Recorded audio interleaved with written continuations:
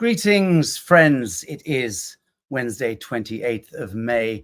I am sitting in a somewhat chilly Long Island. I'm just finishing off the East Coast section of this Revelations tour, which kicked off months ago, absent the 3.5 weeks that I took off in the middle to go to Africa and continue working on the New Earth Africa Initiative, which I will speak about not today, but almost certainly the next Lazarus Symposium. So this is the 47th Lazarus Symposium, and I'm absolutely delighted to welcome a clutch of the cleverest friends that I know in this world today to enchant you and speak really. But let me start off by saying that we've got just shy of 3 weeks countdown. It's 28th of May. So yeah, in 21 days, 18, 19 days, 20 days from now, we've got the the proclamation consecration event in Tennessee. And as many of you will know, I've been urging us to reconsider the name. Tanasi is the Cherokee name, Tanasi. The event that we are staging, as some of you will know, is a very important one. I'm going to pull up a graphic here momentarily. Boom. This consecration and proclamation ceremonial event is connected to the line in the sand where we find ourselves psychoculturally or psycho-civilizationally this year. It has long been prophesied that there will come an age where the Rainbow Warrior tribe emerge through the chaos, through the flux, through the white noise of the Saturnian Babylonian complex. That is what this year demarcates, and that's what this year denotes. It's very, very important, resultantly, that each of us are focused and plasma projecting, group dreaming into the emergence that will shape at the end of this year into next year. And it'll shape according to that group dreaming and to the degree to which you and I are able to disidentify ourselves, our attention, our life force from that Babylonian checkerboard. So I hope I'm being clear. I'm trying to be as clear as I can on an incredibly abstruse and enigmatic subject, which is the subject of transmutation and transcendence. And how do we stop sitting in our basements as digital warriors, variously bitching about the status quo? How do we lean in to our incarnations? How do we lean into our lives? How do we take stock of self? How do we take ownership and containment of life force, of intention, and begin to correct the unutterably fucked up course that this plane has been on for thousands of years, to be sure? And again, the geometry is perfect always in all ways. I'm not suggesting that yesterday could have been any better than it was, or that the last century could have worked out any better than it did, or the last great yuga could have eventuated better than it did.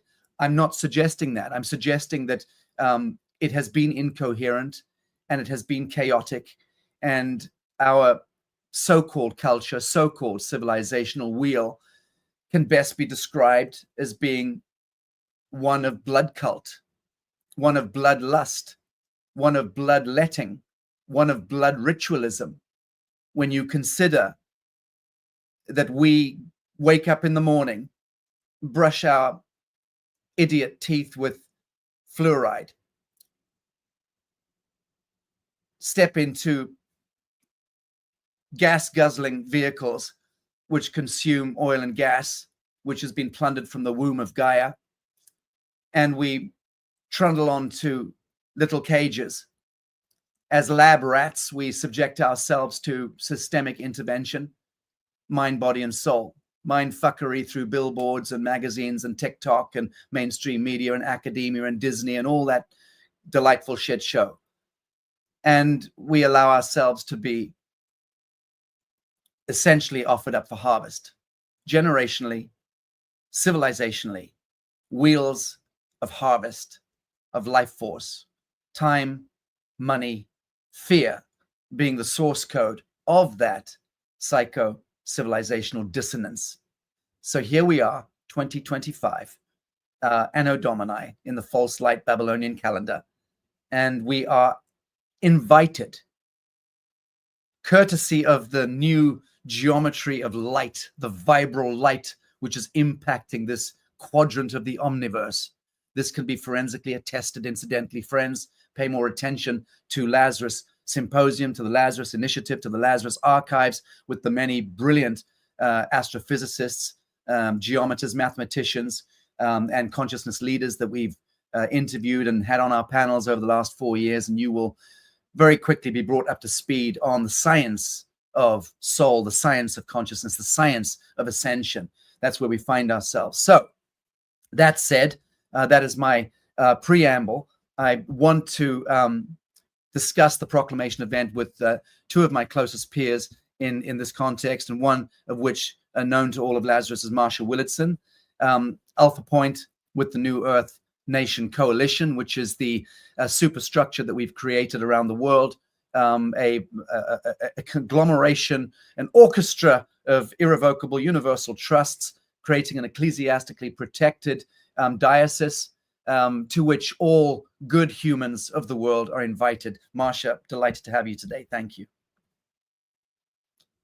Not hearing you, you'll have to unmute.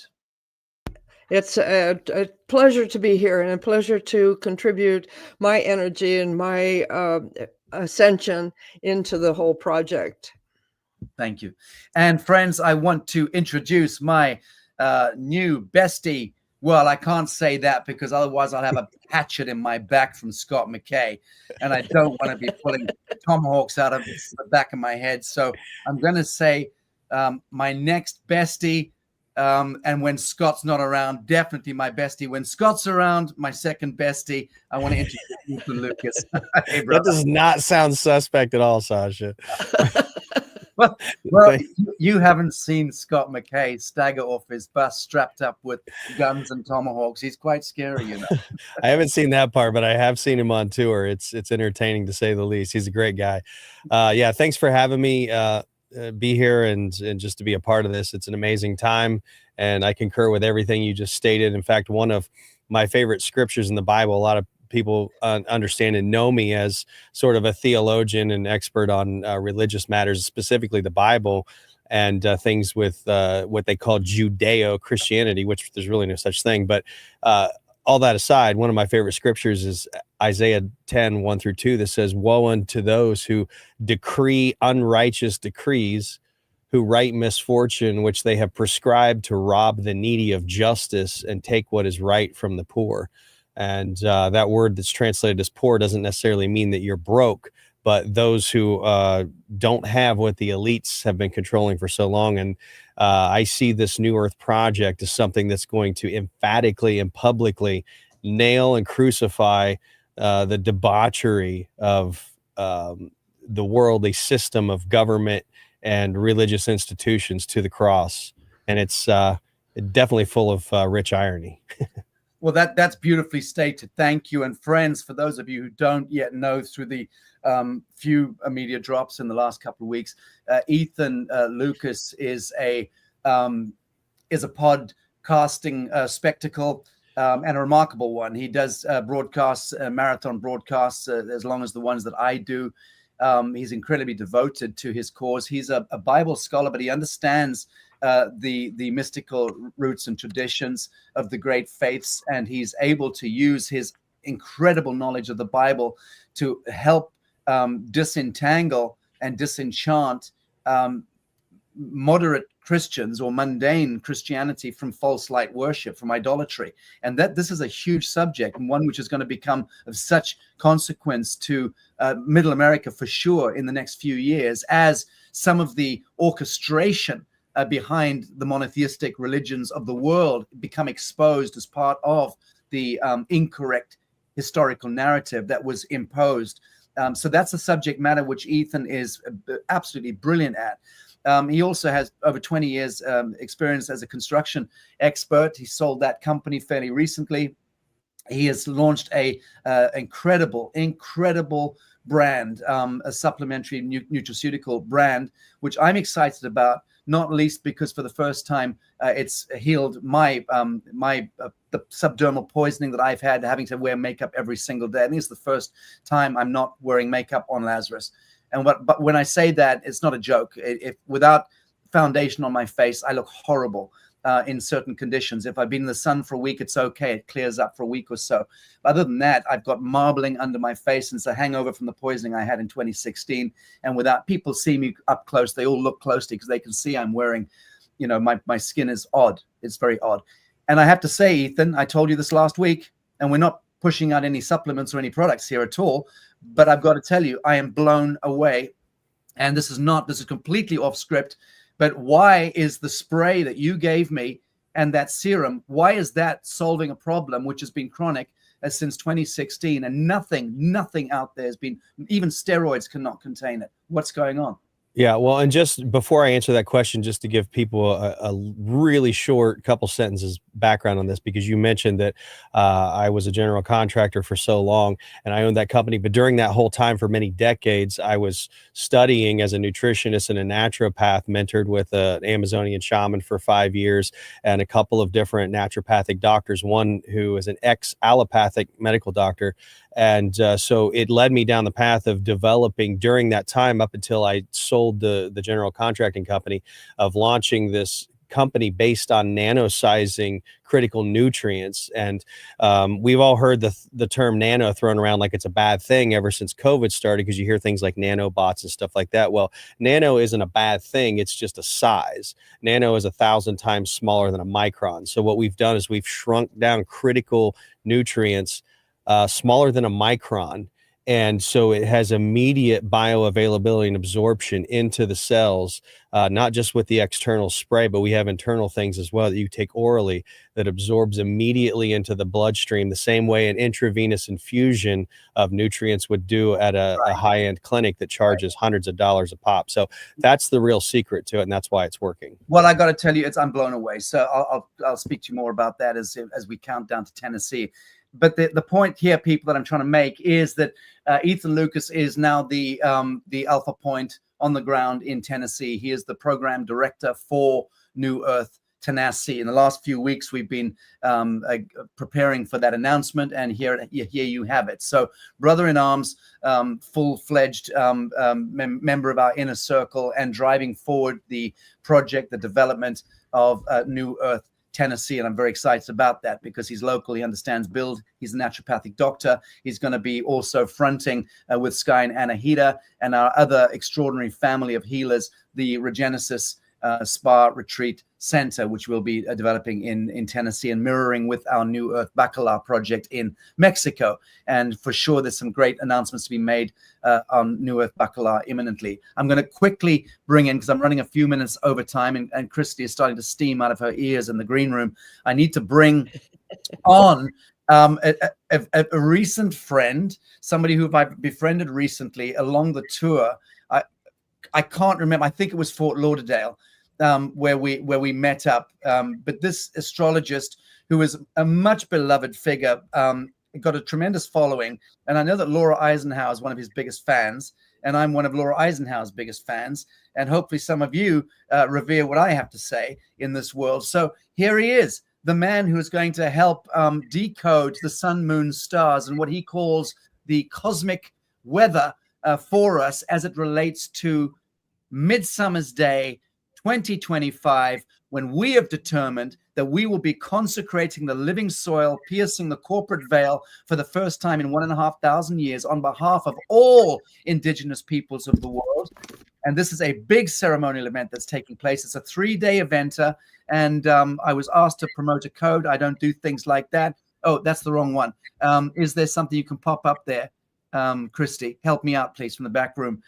George, tell us what you think we're looking at at the moment, as it relates to the emergence of this rainbow warrior tribe, this new fellowship of humankind beyond corporatization, beyond securitization, beyond monetization, beyond the myth of time.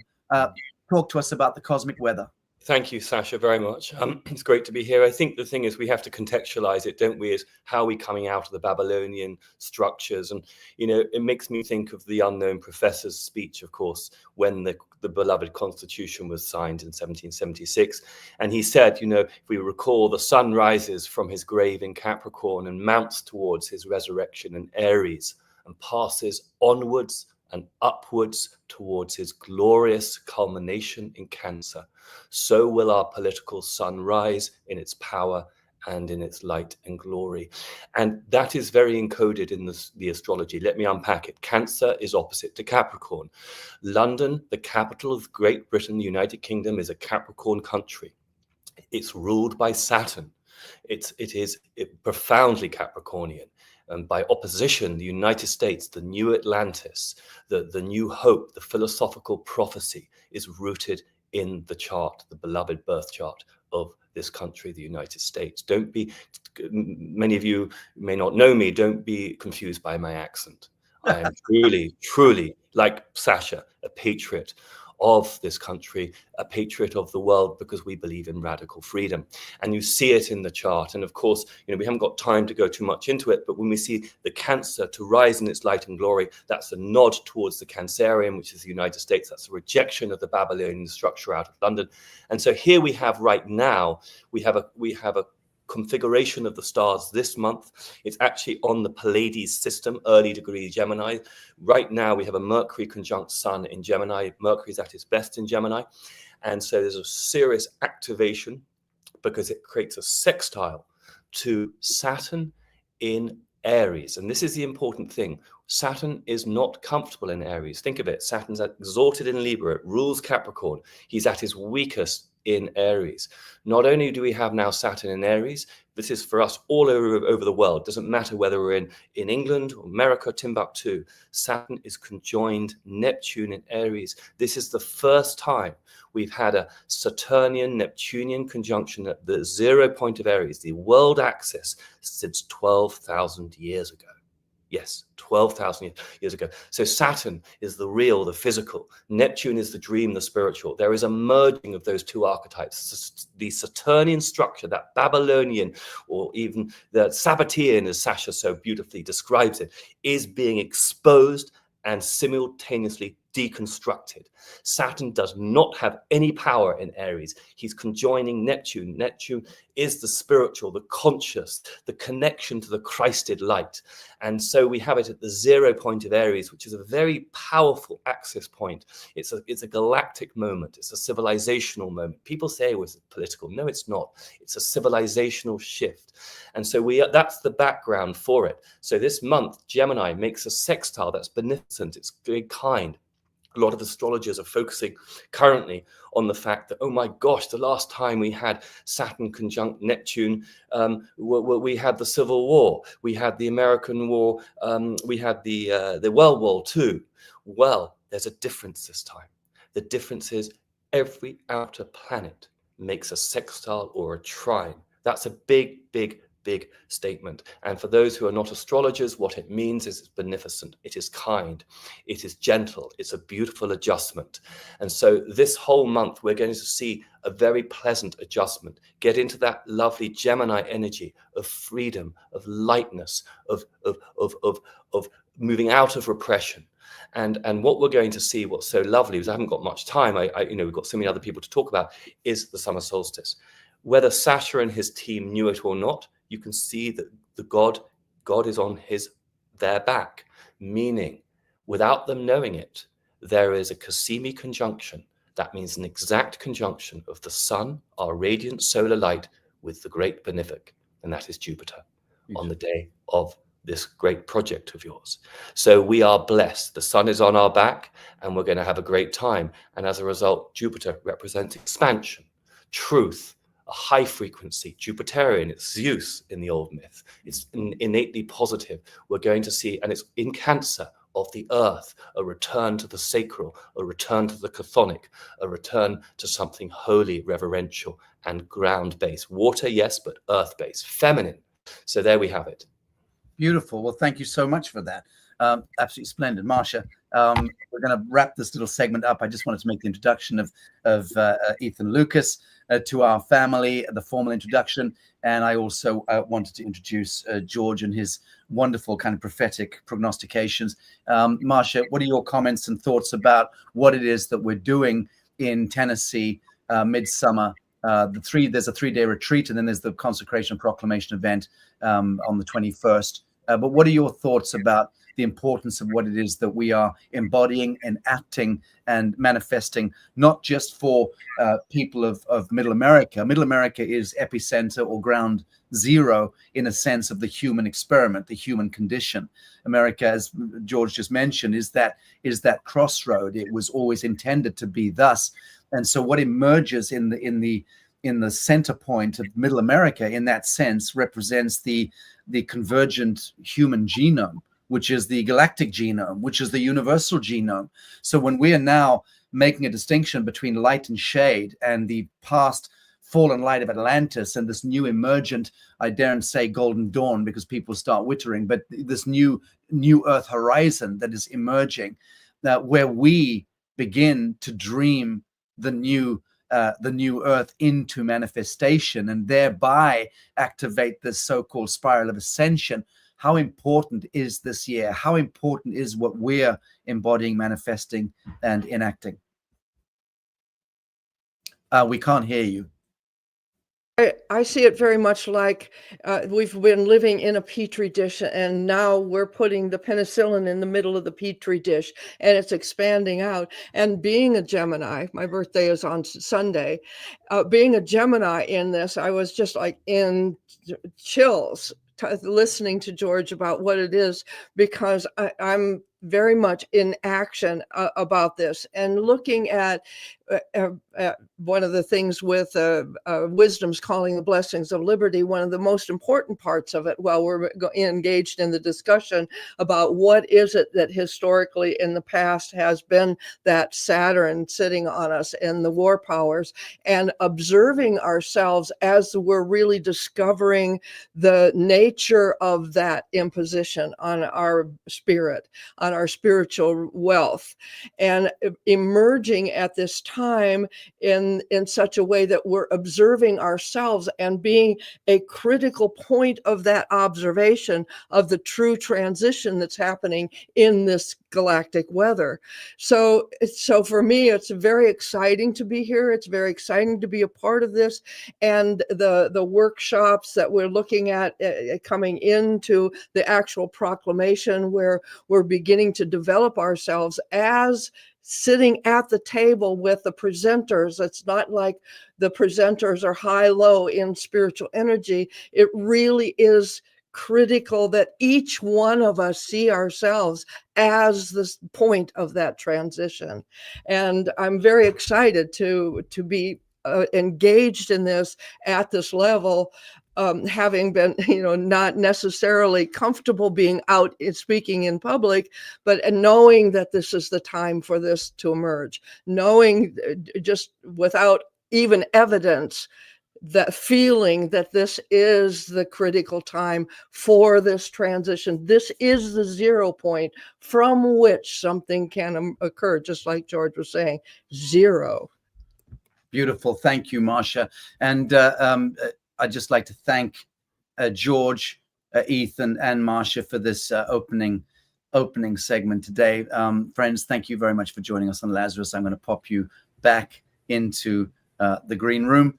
We're running 5 minutes over the other segments. Very good. Okay, remove. Thank you.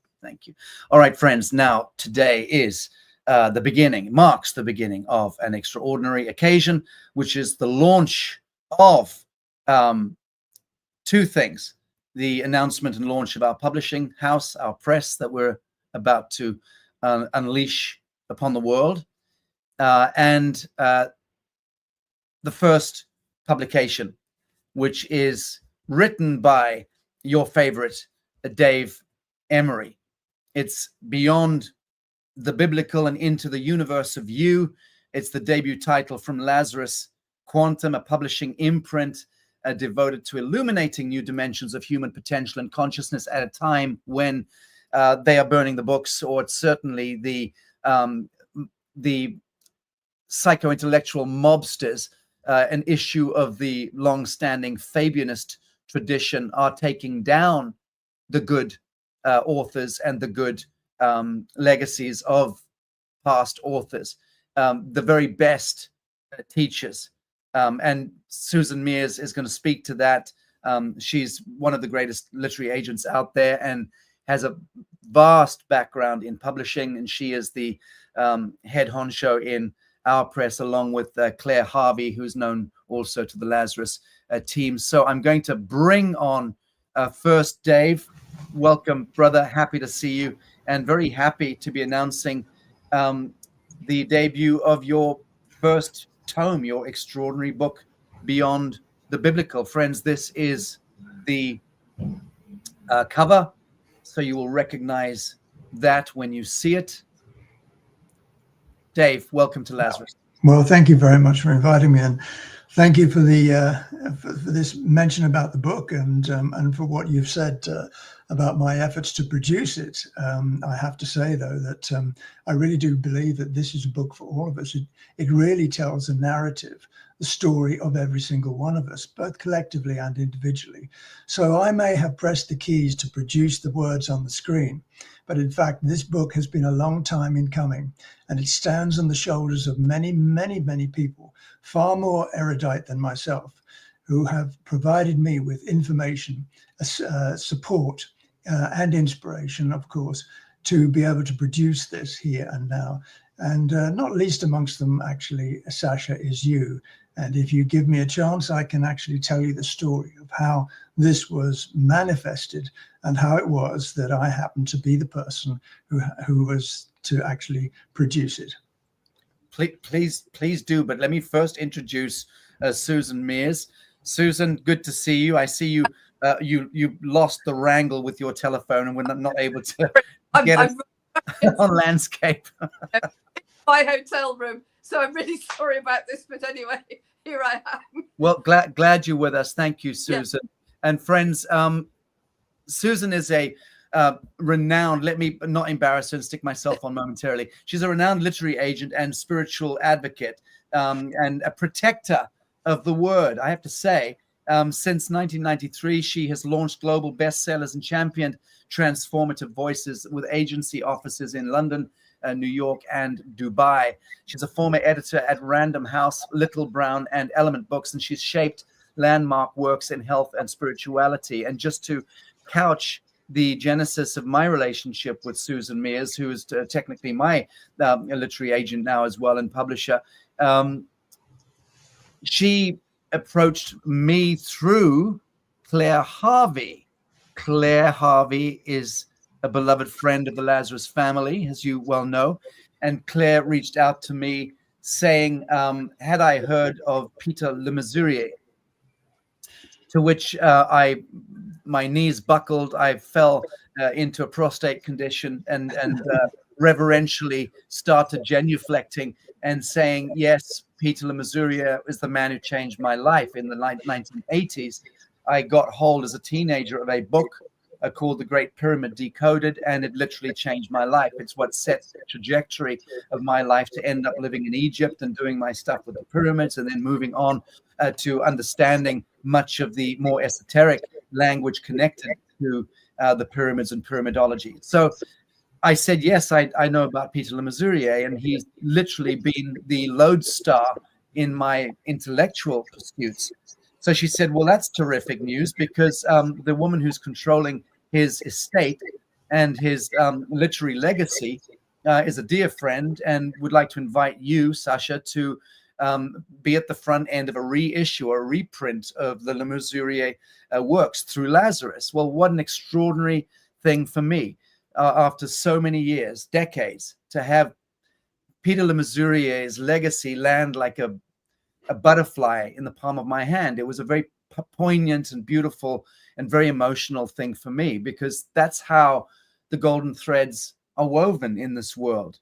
we're touched by the soul of someone, by their words, by their deeds, by an echo in the void. We're touched by something, and it changes the course of our life. And we never get a chance to meet them. They're invariably dead or distant, and we never get to meet them. But sometimes that comes back, and it does land like a butterfly in the palm of your hand. In this case, it did with me. So I was very touched, very moved by it, and said absolutely anything to honor Peter Le Mesurier. And that was really the genesis point of launching Lazarus Quantum. So Claire, thank you for that, being the genesis point there and introducing me to Susan Mears and to resurrecting the indelible, magnificent spirit of Peter Le Mesurier and the extraordinary work and legacy that he's left, which is untold and needs to now be rebirthed into the world. So that was the genesis point of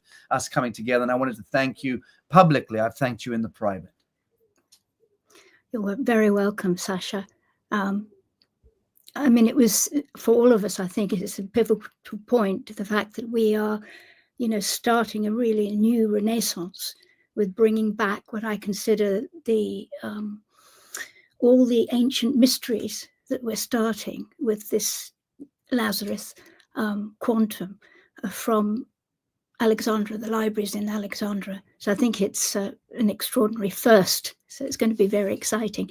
And of course, then there's your book to come, Sasha, as well. Indeed. Well, more of that later. Let me just create a panel here.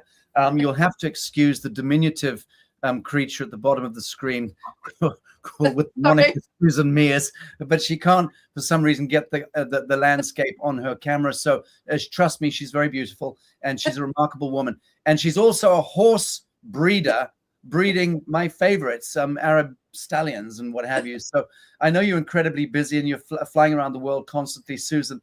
Before we all turn our attention onto our protege here, Dave, before we turn our attention onto him, can you explain what is going on in the literary landscape? Because something is rotten in Denmark on the literary landscape, and you're the best person to explain to us what that is. Yeah, I mean, just really in a nutshell, we're putting Quantum Lazarus together to reawaken the publishing of perennial wisdom and perennial philosophy, because sadly today publishing is falling very far short. I mean, I trained in publishing with the amazing Oliver Caldecott, who headed up, well, originally he headed up general nonfiction at Penguin, and then went on to set up the rider list, part of Random House. And he was an extraordinary man, and he brought in people like Fritjof Capra and Alexander David Neal's classics, Alan Watts, Paramahansa Yogananda. And he was an extraordinary person. He just brought together the greatest minds, but always with the a bias towards spiritual enlightenment, the transformation of mankind, the elevation of mankind. And that was his raison d'etre. But sadly, publishing doesn't support that kind of vision anymore. And the main reason is it's the need for returns on finance. These kind of books, perennial wisdom, perennial philosophy, they're slow burners, but they stay there a very, very long time. I mean, we're talking about the classics of the future. Now publishing is much more orientated towards the latest celebrity chef or the latest person who's got a huge social media following, and it has a tendency to devalue. So we're starting this publishing movement to reawaken the whole perennial philosophy, perennial wisdom movement, and to encourage that vision again, because it's sadly over the last 20 years or so gone into the background and seriously needs reviving. Indeed. Good. Well, here we are, a noble clutch of individuals who better than to author the first book issuing through our publishing effort than Dave Emery. How do you think David's work is likely to stand up alongside the Capras and the Coelhos and the Wattses of the world. I mean, he almost takes that forward in a kind of quantum sense and blows it in all directions, doesn't he? Yeah, I mean, that's the whole. I mean, we mentioned Peter Lemessurier and the influence, the vast influence he's had, and David Emery is entirely in that legacy and following in those footsteps. So I think his book is going to have a huge impact. It's absolutely amazing material, and I mean, I've been working. Beverly, Claire, we're all working intently on it at the moment, and actually we're just blown away by David's vision. I think it's a really exciting book. Very good. Well, don't forget that I taught him everything he knows, and he's been a very avid student. I'll give him that, very attentive student. Dave, how are you feeling about your debut? Well, right now I'm beginning to feel extraordinarily nervous. The mention of so many illustrious names and my name being tacked onto them did make me want to perhaps leave the room. But no, I'm very excited. I'm very relieved to have managed to get to this position here to say what I wanted to say. But the track of this particular book has come out of many decades. I've always wanted to write a book. I've always promised myself that I would. I've written thousands and thousands of articles and things and posts and I've written 6 or 7 novels, which I never bothered to go and try to get published because I never thought that anything of mine could ever be published. And I suspect that it was probably because my intent wasn't that intense. But the story behind this book, which encompasses everybody who's here and a lot of people who are listening perhaps as well, it is not just my book. In fact, as I've said, I placed my fingers on the keys of my computer and the words came up on the screen. But in fact, this book is a legacy of many other very illustrious people, and you've just mentioned one of them, Peter Lemessurier, because in fact I quote him in the book itself, and I found that his whole demeanor and the way he speaks and the way he writes and of course his extraordinary eloquence and his learning had an effect upon me. But if I can tell you where this actually began, this book, it began in 1960 when I was 12. Wow. I promised myself that I would write a book about the 800,000 years of lifetimes that I have had. I didn't remember hardly any of them. I just had vague images flit through my mind at the age of 12 because I was interested in history and I was interested in mystery. And a lot of that was stimulated when I was 12 by a writer called T. Tuesday Lobsang Rampa. And I read his book, The Third Eye, and was immediately ignited in a mysterious spiritual sense about something else that is really going on behind the tapestry of our world. There was something else, some other energy, and I wished to tap into it. I believed in it because I felt it, that it was there. So I sat down. I remember I was in Sussex, in England, in a small country village. And I sat down to write the first 4 pages of this book. And it was stimulated originally by a picture of, wait for it, the Great Pyramid. Because that was the most iconic vision of ancient history. If you wanted to know about ancient history, you would look at the pyramid and say, that's where it is. That's where history began. Of course, we now know that history didn't begin there, but that was a seminal point for me. I sat down and I wrote 4 pages. And then my mother said, have you done your homework? And I hadn't. So I left the book and I never came back to it until 2020. In 2020, well, a lot of things have happened in the intervening periods, of course. I was doing a lot of writing, I was doing a lot of studying, etc., but with no real direction. But then in 2020, I started to investigate what other people were saying, people like Michael Tellinger. And then I came across a conversation between Michael and this chap called Sacha Stone. I didn't know who he was. I knew Michael Tellinger because I'd read all of his scripts about when he went to court in South Africa to take on the banks. And I had done exactly the same over here 10 years earlier. So I connected with Michael Tellinger, and he was talking to Sasha about Sodom and Gomorrah and how they were destroyed. And I thought, I know how they were destroyed. So I wrote Sasha an email. And about a year later, he invited me to come and talk, which really scared the heck out of me. I had to talk on TV with this very erudite, eloquent gentleman who was, of course, absolutely a brilliant demonstrator of style and sartorial elegance. How could I possibly sit opposite a gentleman like this and talk to him about Sodom and Gomorrah? Well, in fact, what we did is we talked with a lot of other people as well. I mean, David Sharida was there, and Shinaz Soni was there. And I realized that, in fact, my conversations about cosmic history played into so much of everything that they were talking about. And I realized, because I was a little bit cut off from the world, my son used to tell me to get out more, to meet more people, and I never did. I suddenly realized, talking to everybody on that program, that I was not alone, that lots and lots of people had expanded consciousness and believed in something greater than the 3D tapestry we were currently living in.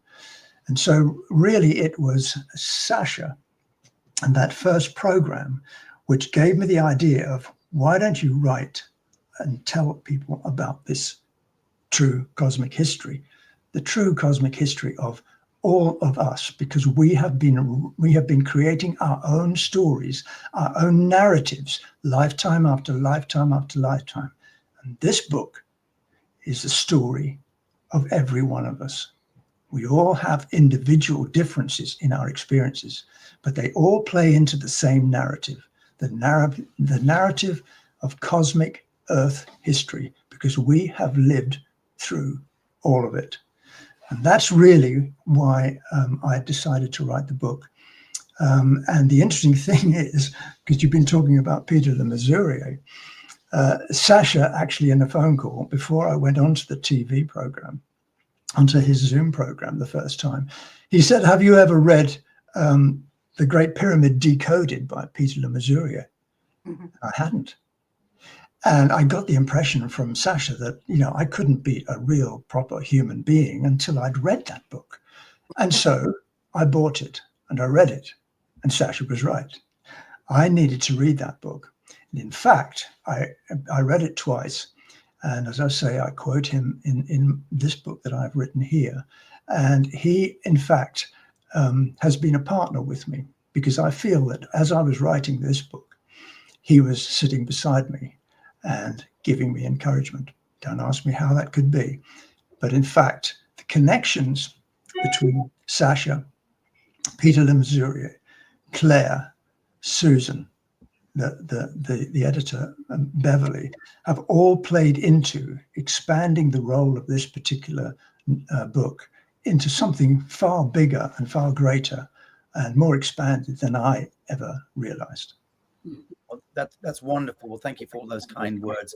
At level to all of us, it's such an honor to be part of the debut of this this incredible writing. Question: What is this book pointedly about beyond the biblical? What is the connection to your own spiritual journey, so to speak? Maybe psycho-spiritual journey. What is the connection to that, other than what you've already mentioned? And where does writing a book that really covers the gamut of the Alpha Omega, where does it leave you as a writer to write a second book? Because God knows we're going to pick you up by your ankles and shake you after this one.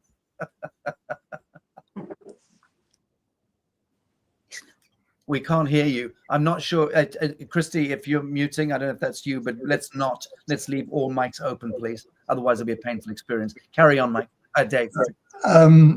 Well, with regard to why I called it Beyond the Biblical, well, I spent a lot of time writing poetry, and Beyond the Biblical, is such great sound alliteration that I just thought, well, it plays into what I want to write about. Because you see, for so many years, my history was based upon the Bible. The Bible was the definitive testament to all that has really happened that is of importance. And of course, being brought up in a very strict Protestant background, the Bible was important, and I believed implicitly in everything in it, until I started to expand my understanding and read a lot of things, and I realized that in fact the biblical is only a small part of our spiritual experience, and in fact it goes right back with cosmic history into the deep past. So the book was entitled Beyond the Biblical because that's what it is. It's beyond whatever we have been taught and been trained to believe in through the Bible. And by the way, that's not to say that there is not some wonderful things contained in the Bible, because there are. But as our history has unfolded over the last 15,000 years, a lot of the common divine truths have been hidden in a bed of falsehoods. And it has been very difficult to distinguish between them. And confusion has reigned. And confusion is the element of our normal history, which has been recorded. So we are confused about what has happened. And most important of all, we're confused about who we are. We're confused about our own identity. And the one thing that the New Testament was trying to tell us, and this is what Peter Le Mesurier was trying to tell us, the messianic message of the Christ figure was that our identity is secure as celestial divine beings. And yet the Bible didn't exclusively tell us that. What the Bible did was to tell us that we were aspects of another God, and that we had to pay obeisance to this other God. And that was expanded into our geosocial world through paying obeisance to the elites who ran this world and who controlled it. And so we have always been looking outside of ourselves for prosperity, success, happiness, joy, love, when all the time it is within, which is, of course, the messianic message that Peter Le Mesurier was telling us about. So that's really why we called it Beyond the Biblical. But the second part of the title came to me when I realized that, in fact, we are talking about each one of us, and each one of us being a celestial divine element of the all, of the one. That means that this whole universe that we exist within is, in fact, within us, and we are within it. We are the universe. So this book is not just Beyond the Biblical, but it takes you into the universe of your own personal identity. And once we realize who we truly are, we become co-creators with the living essence. Very good. Thank you so much. Claire, I see you nodding sagely at almost everything Dave is saying there. Any comments? Yes, because I've read quite a bit of it, Dave, and very impressive. A very empowering book. It reminds you of who you truly are as an empowered being, and it sets the record straight and allows you to connect with who you are originally. So that comes across very clearly in the book, David. So I honor you on that one. People are going to love it. Very good. Susan, whilst we still have you, we have a few minutes left on this segment. I just wanted to ask you, the big names out there, the kind of media moguls, who is responsible for suppressing real literature in the archetypal sense? I mean, is it the big players that we know of, the sort of Murdochs of this world? Are they the ones that buy up the publishing houses and buy up the media outlets and essentially contain and control the optics of the world? Are they just, in a sense, cauterizing spiritual and philosophical advancement because of grim prophets, as you mentioned? Or is there a more nefarious agenda at play here? I think it's a very interesting question. I think that they've basically sidelined these titles because they don't see them making money. But the large publishing houses that still have some of these extraordinary spiritual writers from the past, they're what they call backlist titles, and they just don't see the need to revive them and reissue them. That could be partly a suppression, because after all, this material, if put into action, has a very profoundly changing effect for the whole world. If people start reading this material, they wake up. It's like the. But Susan, the issue is not just that they are closing down the issuance of those extraordinary books. It is that they're refusing to sell the catalog onward to others like yourself who've been trying to buy the catalog so that you can reissue them. Speak about that. Yeah, I have tried to buy, and other people that I know of have tried to buy some of these backlist titles and reissue them.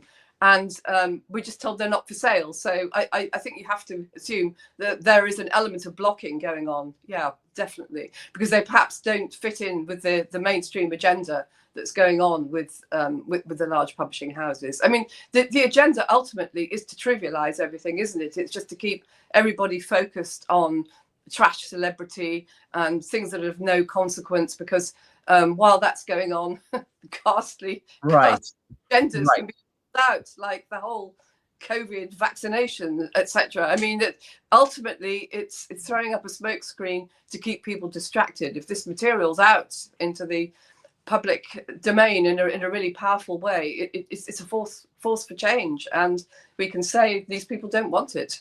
That's right.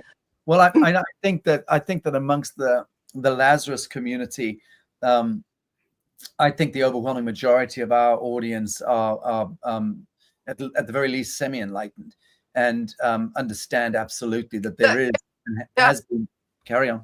And this material is going to have a huge effect in the right hands, and putting it into documentary film further on down the line, even more people are going to wake up. That's what it's all about, waking people up. So yeah. That's why we started it.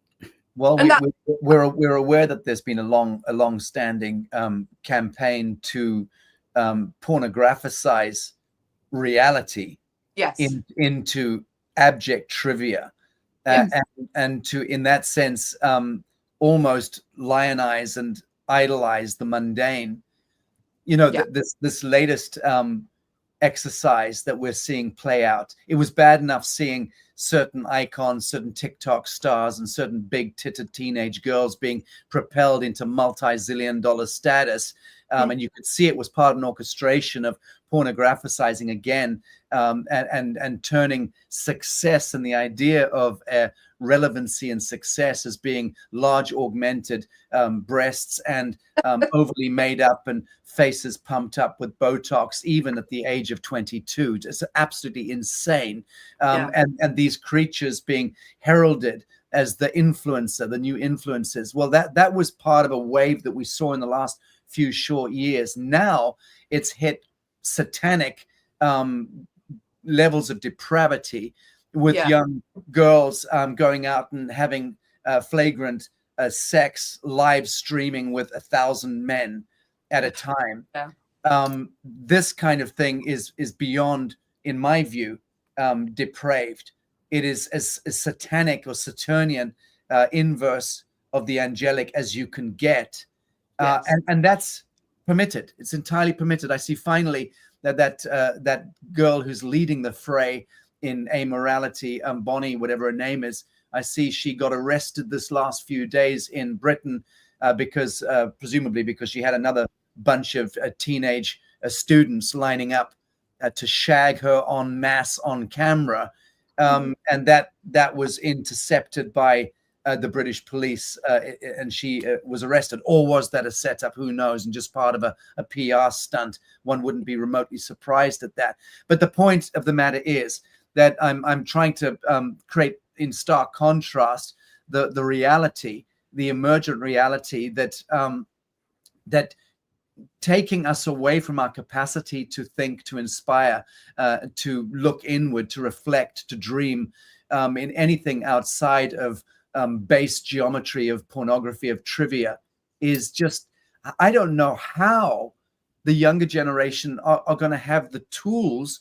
And here I sound like a real old hippie, but how are the younger generation going to have the tools to be able to even construct ideas, thoughts, much less give expression to them in this world? That to me is the travesty, the abomination that is being birthed at this time. So an entire generation of young people with all that energy, all that sexual kundalini, all that fire in their system, who are about to, take control of the mainframe in the next few short years, will have zero basis for integration of thought, of morality, of spirituality.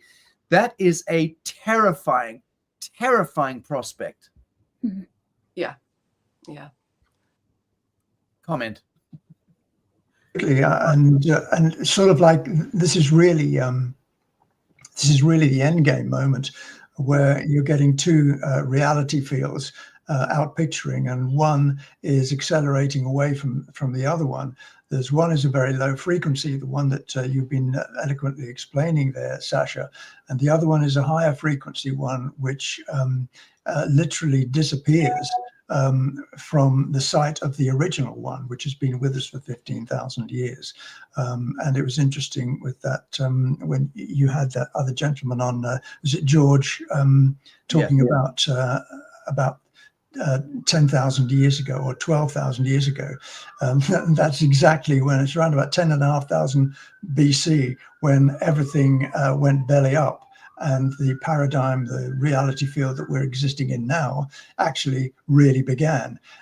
It's now dissolving as we speak.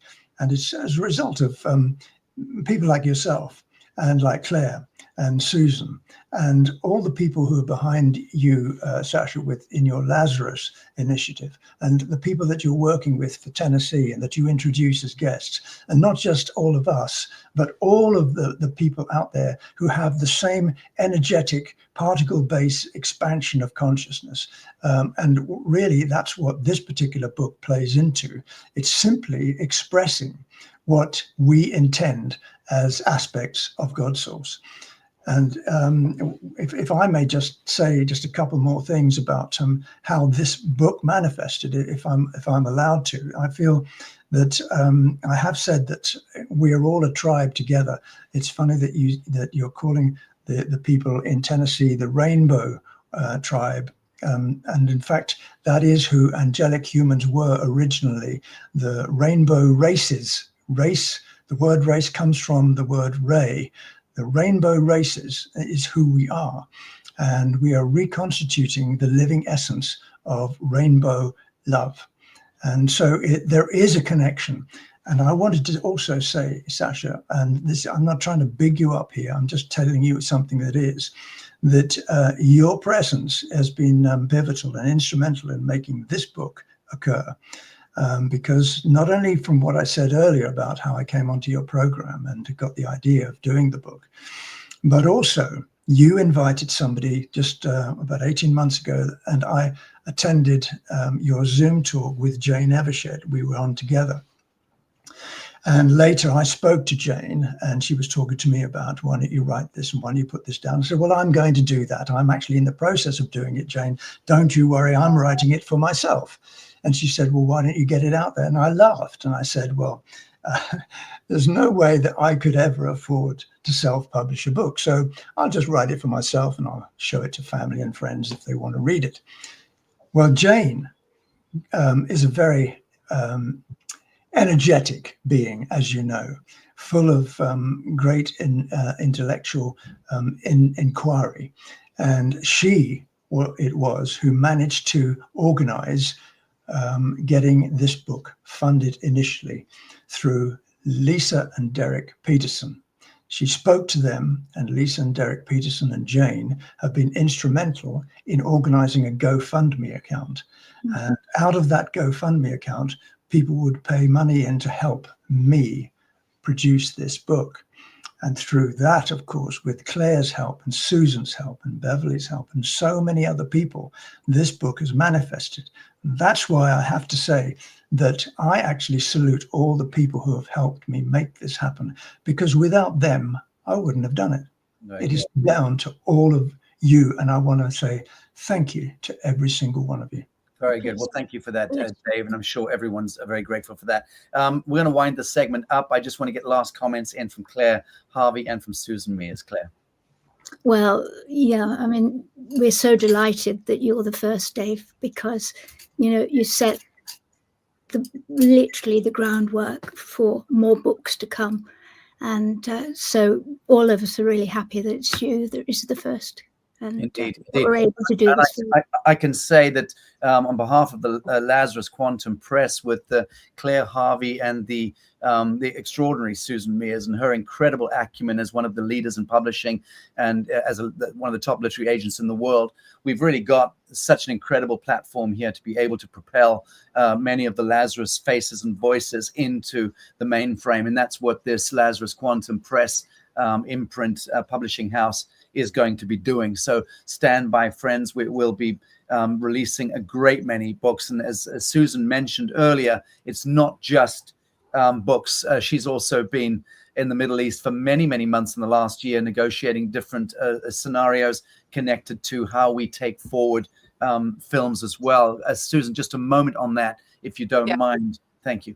Yeah, so again, we want to do books and the films and documentaries that tie in with them, and I'm looking at fundraising at the moment for that. It's all about reawakening perennial philosophy and perennial wisdom, the obvious gap that's missing in the publishing and the film world. Here we are. We're going to step forward and create amazing books, films, documentaries that are just going to have a trailblazing effect. So, and great to have David here as our pioneer with the first book, because it's a start revolution. Indeed. Thank you. Well, Susan Mears, thanks so much. Claire Harvey and Dave Emery, thanks so much for joining us on Lazarus. Thank you. Thank you. Thank you.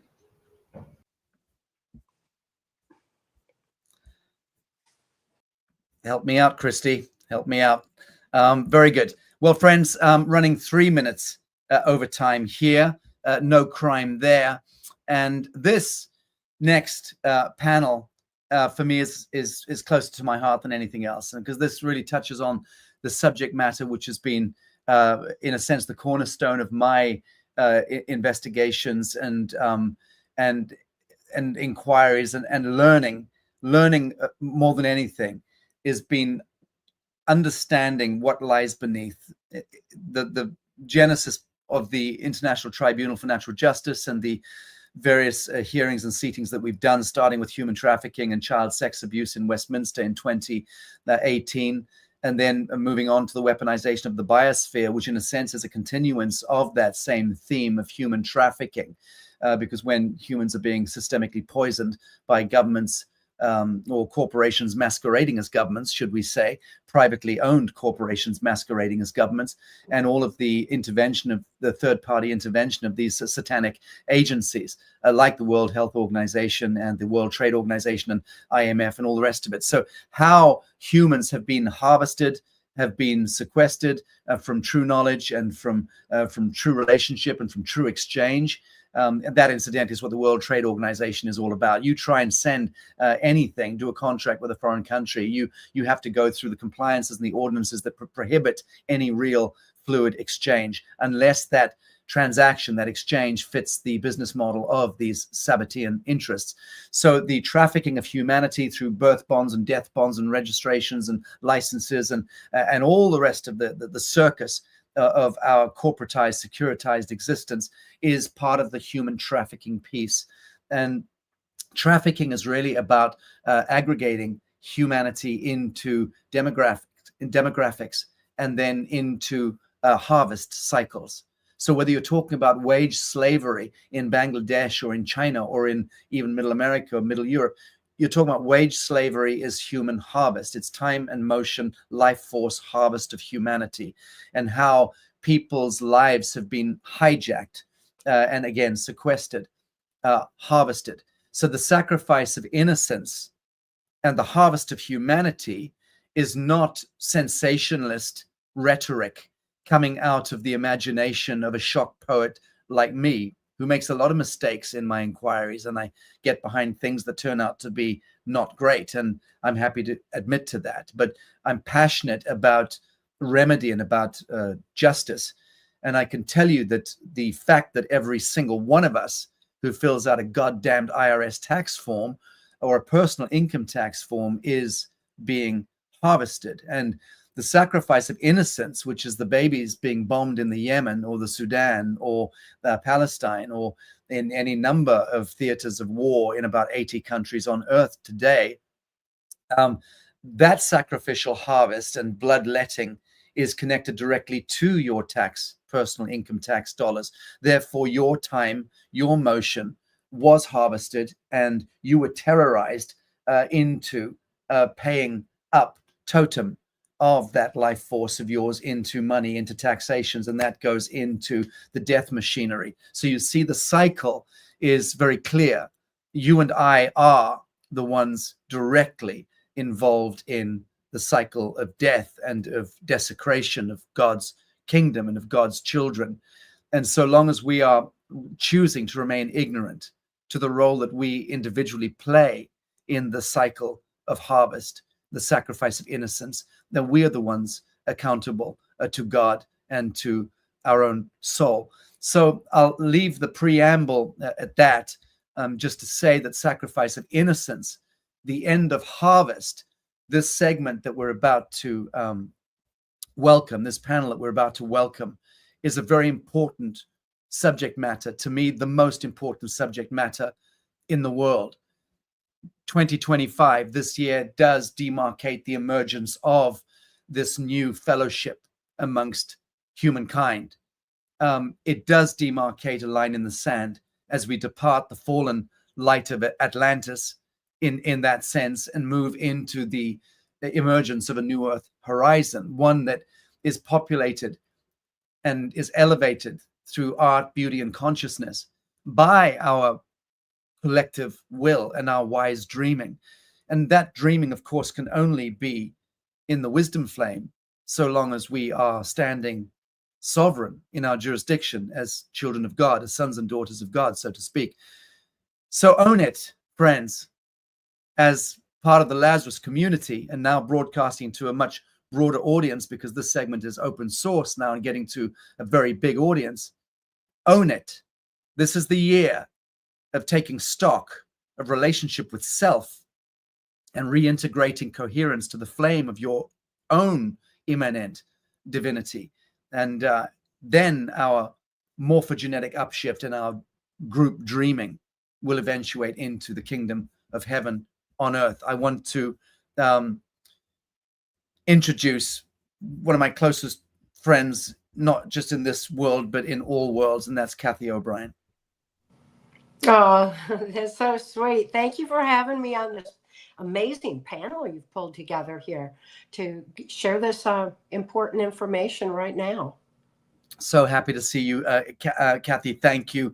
And to those of you, to those few of you who wouldn't know, Cathy O'Brien is the perennial archetype and survivor of the CIA's MK Ultra Project Monarch program. And she lives really to empower others all around the world now to heal from a trauma through her books and her speaking and healing initiatives, exposing hidden systems of abuse and inspiring strength. And honestly, no false praise here. She is the greatest inspiration to me in this world as somebody who has not only survived atrocities which most humans are not capable of even imagining, but she has transmuted that sufferance, that diabolical, satanic intervention into her soul stream. She has transmuted and transcended that into becoming an avatar of pure healing and pure quantum insight. I've spoken now over the years to Cathy on every subject imaginable, and she sits or stands in the perennial flame, just an extraordinary being. And I'll tell you, the next guest I'm bringing on, equally, I just revere so substantially. I've been in love with this woman since the day I first met her. She is inimitable. She is an absolute tyrant. against oppression. She is the one who has been wielding an axe for longer than anyone else I'm aware of.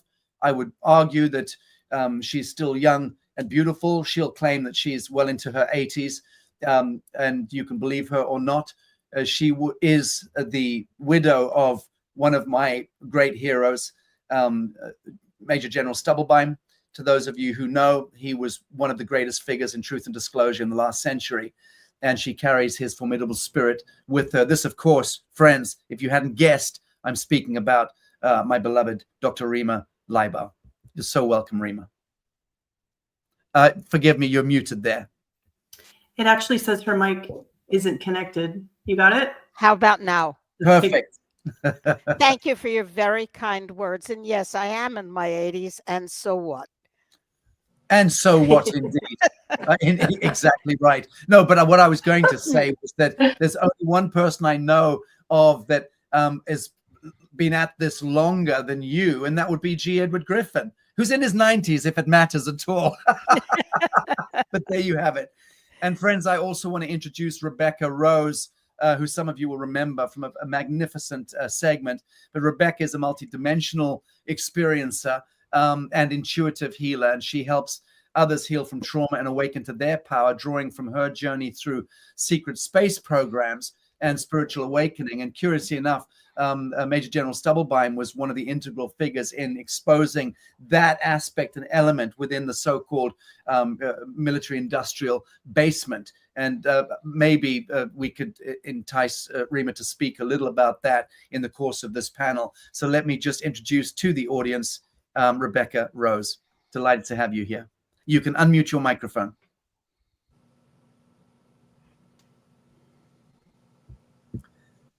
We're not hearing you for some reason there, Rebecca. Chrissy, did you do a tech check there? Yeah. Are you able to hear me? Now we can hear you. Welcome, Rebecca. Good to see you. Hey, thanks, Sasha. Okay, that was short and sweet. Let me bring on Jenn Naimo, who is an advocate and healer fighting child trafficking through legal advocacy, survivor support, and obviously spiritual healing, because without that there is no remedy. And she embodies the power of love and resilience to overcome darkness in the work that she has undertaken in this world. Jenn, you're very welcome to Lazarus. Thanks for joining us. Thank you for having me, and what a beautiful way to be able to display this with these goddesses and warriors on here. So thank you. I feel very humbled to be on the panel today. Very good. Well, you're so welcome. What I'd like to do is because this is a fairly complicated panel for me to moderate, what I'd like to do is open really and ask each of you to briefly share your perspective on what the status quo is, what's happening right now on the child trafficking front. I mean, by all means, that can extend into the human trafficking, because it's not just about children, it's about humanity. But let's just speak about the status quo of trafficking, and what are the most urgent challenges that you see, and what are the signs of progress, if any, given the new incumbency in Washington, this kind of change in the flux of the world in the last few years since COVIDiocy. Dr. Rima, I'm going to invite you first to comment. Thank you so much. As I was listening to your previous conversation today, I was thinking that there is a paradox here that needs to be expanded. Yes, we create the world through our dreaming, but with dreaming and no doing, we do not create the world that we wish to see. And therefore, it is imperative that we take our spiritual awareness, that we take our political awareness. The entire world is being groomed and trafficked through, and this is all being implemented through the operational arm of the death machine, and it's called the United Nations.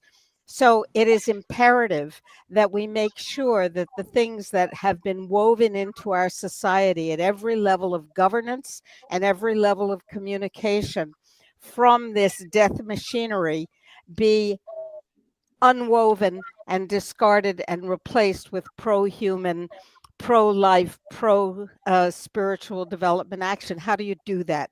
Well, you start with your damn freedom mouse.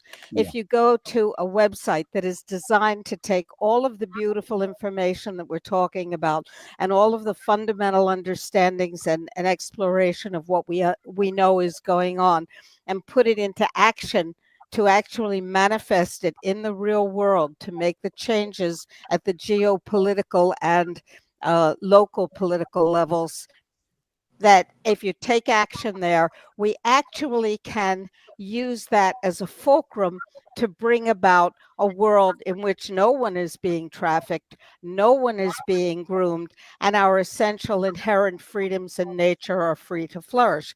The site is called preventgenocide2030.org. You can literally, within minutes, press on the United States to exit the United Nations, the unelected nobodies. Why is that important? Because the whole damn thing will collapse when we do that, just as the World Holocaust Organization, WHO, is now collapsing because that's at least allegedly been done. And in fact, Argentina and a couple of the European nations are, quote, joining the United States in creating a new parallel health organization, as signaled by HHS Secretary Kennedy.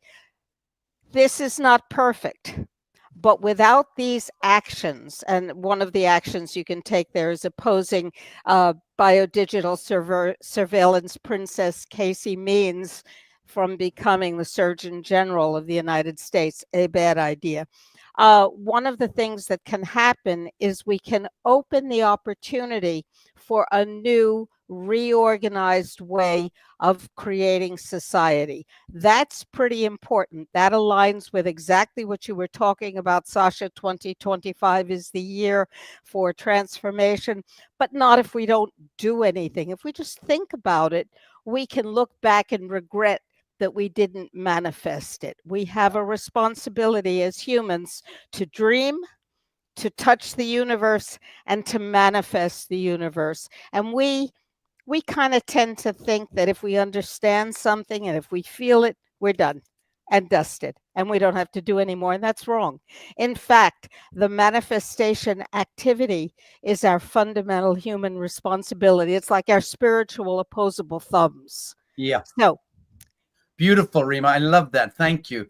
That couldn't be stated more perfectly. The fact that we are the living technology to transmute and transcend the entirety of the shit show at any time. And that's also connected to the absolution of the ancestral blood song and how each of us need to take account and stock of the fact that dis-ease and death and entropy and all of that stuff is connected to the ancestral blood song, the fact that we're not standing in our Christed light. We're not fully owning it and transmuting and transcending the cascade in the blood of ancient traumas. So in a sense, you know, this ascension epoch that's about to unfurl in front of us, and the end of the Atlantean order of things is very much to do with the need for each of us to resurrect the ancestral blood song, allow that to surface and reach the ethers and be heard and be expressed in the light, in the vibral light. We don't have to do anything. We have to be in that state in order for that alchemy to occur. we do have to do something. We do have to Well, do no, something. no, you're going to go into your thing, and I of course you're right. We have to act, but take the spirit of what I'm saying. It is important that we become who we be and enter into the I am, the witness. That's what I'm talking about. Everything else alchemizes quite naturally once we're standing under central sun and casting no shadow. Then I would agree with you. We go forth with the sword of St. Michael and we slay goddamn dragons. Absolutely. But I am suggesting that each one of us is called to the reckoning in the here and now. And the reckoning is to say, I'm not going to blame mom and dad or the Babylonian priests or the government or anything. I'm going to take stock and ownership of the living witness, because I am the technology that slays those dragons. I am the technology that will transmute and transcend. Cathy, your thoughts on the status quo? Your summary on where we're at, psycho-civilization. Well, I'm loving this whole conversation so far. Knowledge is our defense against mind control, and there is a great awakening that is happening. And so many levels, it's a spiritual evolution. Because MK Ultra mind control, the formula is the same, whether it's of an individual, a nation, a classroom, a military, or the world, and trauma is the basis of it. Yes. We have been manipulated by our brain's defense mechanism against trauma for generations. Out of our sheer ignorance, we forgot our birthright information. We forgot that we have all the power.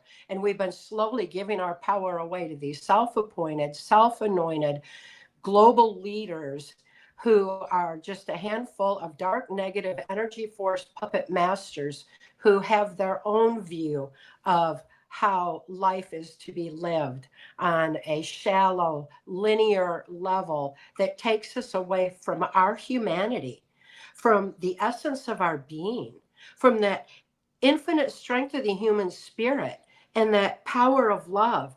All of that has been disrupted for generations now. We're the ones who are breaking that chain. We are the ones with this great awakening that is accelerating at such a rapid rate now that it's affecting the whole vibrational frequency of the planet. And we're in this mode now where it's a victory. It's just a matter of time until this dark negative energy force, this darkness, can no longer even creep in on our light. It can't, because energetically that can't happen that way. And it's time for all of us to align with the divine, remember who we are and why we are here, and understanding components of mind control, that trauma is the basis of it, is going to give us a lot of strength and effectability to be able to move forward into our future. Without free thought, there's no free will. With no free will, there's no soul expression. Without soul expression, we have no compassion. We lose our compassion for each other. We lose our discernment of truth. We lose our ability to just align with that divine within, to live our life's purpose, to live life the way that it's intended with the power of love. Mind control disrupts all that, and that's why these perpetrators are using that. They can't touch the power of our spirit, but they can make us forget to access it ourselves. That's what mind control is all about. And there is no trauma more horrific on the human mind than sexual abuse of a child prior to age 5 while the brain is still forming. Equally as traumatic is satanic blood ritual abuse, the murder, the horrific things that so many children who have been trafficked are seeing. Right now, the lowest level, the most horrific, pervasive level of this diabolical, nefarious, globalist agenda is the trafficking of our children. It is their funding mechanism. It's what they use for blackmail operations. And these little children are being targeted. And it's time that we recognize that and realize that. This has been going on my whole life. I'm living proof that it's within us all to heal, to reclaim our life's purpose, to align with the divine, and start making a positive difference in this world. What I experienced under mind control gave me insight into the infinite human capability that we have, the amazing resiliency we've been blessed with all along. And I'm so excited to bring that message forward for the children, because these children can heal just as I have. And these children are our saving grace. These children are what's going to save our humanity. They are part of a huge evolutionary process. Yes. But we've got to make sure they're safe. And we got to step up to the plate and start taking care of them now. It's up to each and every one of us. Beautifully stated, Cathy. Thank you so very much for that. Rebecca, please, your comments on the status quo and on what you've heard from Dr. Rima and from Cathy. Yes, beautifully stated by all of you so far. Like, we are the highest technology this planet has ever seen. And as I reflect, echoing kind of what Cathy said, surviving highly deviant sexual abuse in my very early life and being trafficked into the deep state, I feel like I've just drawing upon that, my history and where I am now, I know that the great healing is happening. And the biggest thing I've done is to expand my consciousness, devote myself to spiritual awakening. That wasn't possible for me for many years. And so it's like, I can see where I've come from in this cesspool of that horror to where I am now, and being able to help others. The people who come to me are also survivors and moving through tremendous difficulty and reclaiming their lives, becoming unenslaved and liberated from these systems of darkness. And of course, the trafficking is still going on, but I also see, and especially psychically, I see so many souls coming into this planet, new beings that want to come in, who are bringing an elevated frequency and also helping those who are already here wake up. So there's almost a polarity of the darkness, but also this incredible light, and we bring those into integration. So we are making manifest what's in us. I always feel like I am that high technology, and how can I rest more in the bosom of love and compassion for myself and thence others, and helping the shift here to end this. Yeah. I think that's so beautiful what you've just said, and it really that thank you. You said it much better than I did.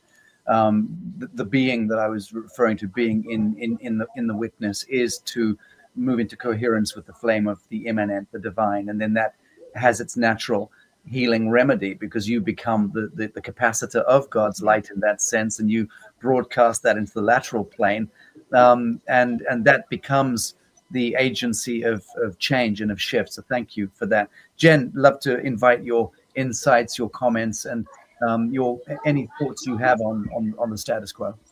Yeah, it is incredible that I have been put into this category of working with the legal system, because I've been in the healing realm for so long.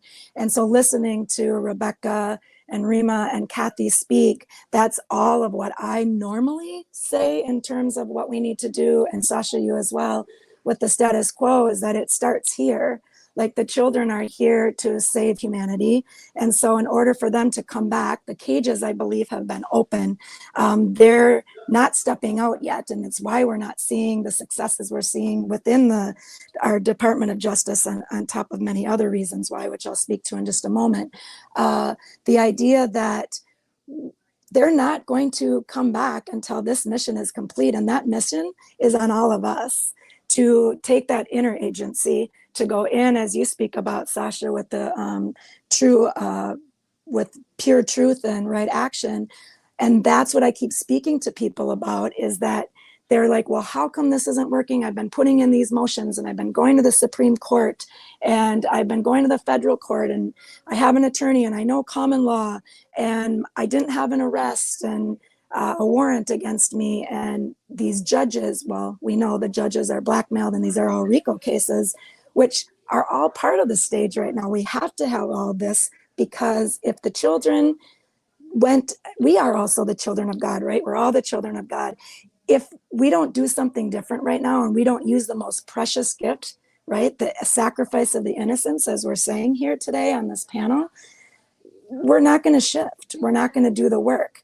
And so I'm not very popular among people when I speak, because, they'll be doing something. They'll have foods that they're eating, water that they're drinking. They're voting with their dollars. They're stuck in the geopolitical milieu. And I'll say, you guys, we're the ones we are waiting for.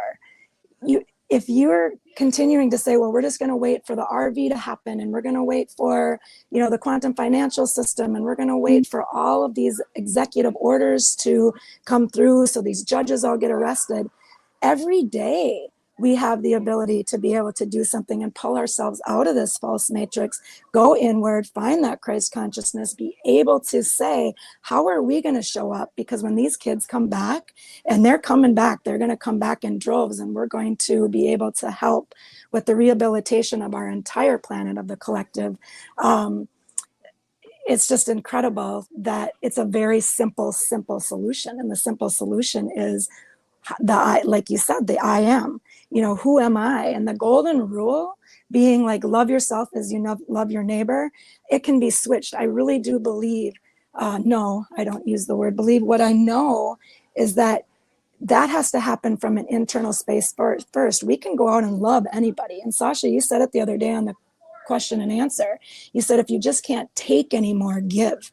So that's the position where I see us all having an affect right now, is by giving, by telling this story, telling everybody's story, showing up, not letting people go into these courtrooms or these circumstances or just even out in public alone, because this is generational too. One of the families I'm working with right now, this is 4 generations. And I know Rebecca and Cathy, I don't know so much, Rima, like where this comes in for you. However, I know that all of us, you spoke about it when you were speaking to begin with. These families, this goes back to the Super Soldier for Kids. This goes back to Monarch, Montauk, the Sleeper Gate programs. That's one of my parents right now, who's now 5 children have been taken because they're getting quotas for taking more kids. And their parents have all been in these programs and have been a part of breeding programs. So it's just really incredible that we're able to all come together and speak on this from so many different levels, and knowing that there's just one way for us to do this, and that is the healing of self, so that we can take that back into the collective. Beautifully stated, Jen. Thank you very much. Christy, I think we've got something from Jane Evershed, who submitted this for consideration. It's going to run for a couple of minutes. So if you could trigger that now, Christy, that would be fine.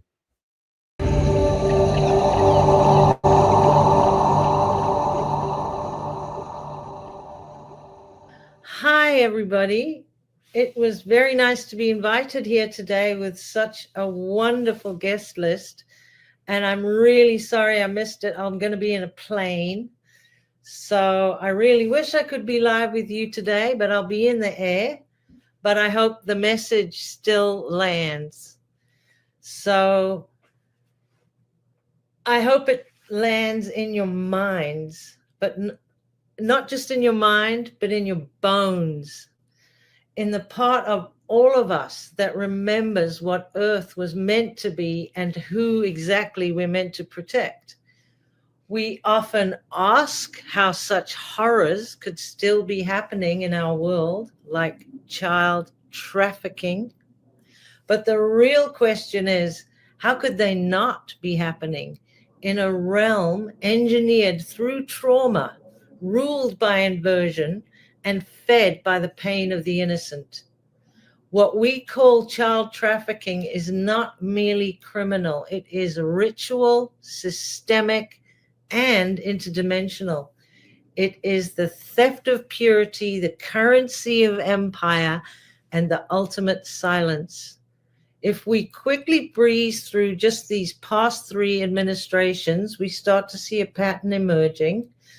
And we see that during the Obama era, child access pipelines expanded under the guise of care, from digitalized medical surveillance to untraceable transfers of children under federal control. But under Trump, we saw a little spark of light and things did shift. Cracks appeared in the system. There were major arrests, executive orders, public recognition, and just for a moment, the light broke through. We were all very hopeful. And then came the Biden resurgence, which was really Obama 2.0. And we had war corridors, border chaos, and missing migrant children in their thousands. So the chaos was what fielded their cover. And we know also that they thrive in disruption.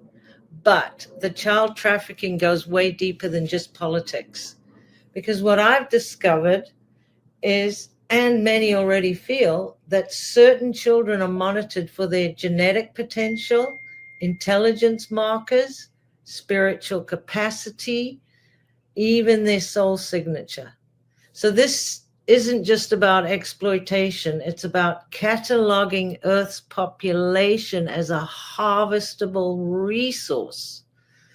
And the best example I can give you of that is Guatemala. I researched it very deeply, and I found that they have the highest fertility rate in the whole of the Caribbean and South America. So that makes it easy pickings. And this is where a lot of the children that were lost during the migration frenzy in America were lost when they came across the border. I think it was like 350,000 children lost, disappeared, because they think that we are their product. And Earth has been treated as a farm by invaders of our realm, too many to mention here, and going back millions of years. So the sooner we recognize the pattern, face it, end it, the closer we get to healing this world. Because the systems in place are cold and calculated. And the perpetrators hide behind institutions, agencies, and humanitarian masks. So don't be fooled by them anymore, and withdraw your participation, because we have to stand up collectively now as sovereign beings and protect indefensible children as we were always meant to do, because we have nothing if we do nothing for our children. And as more and more do this, the field will change.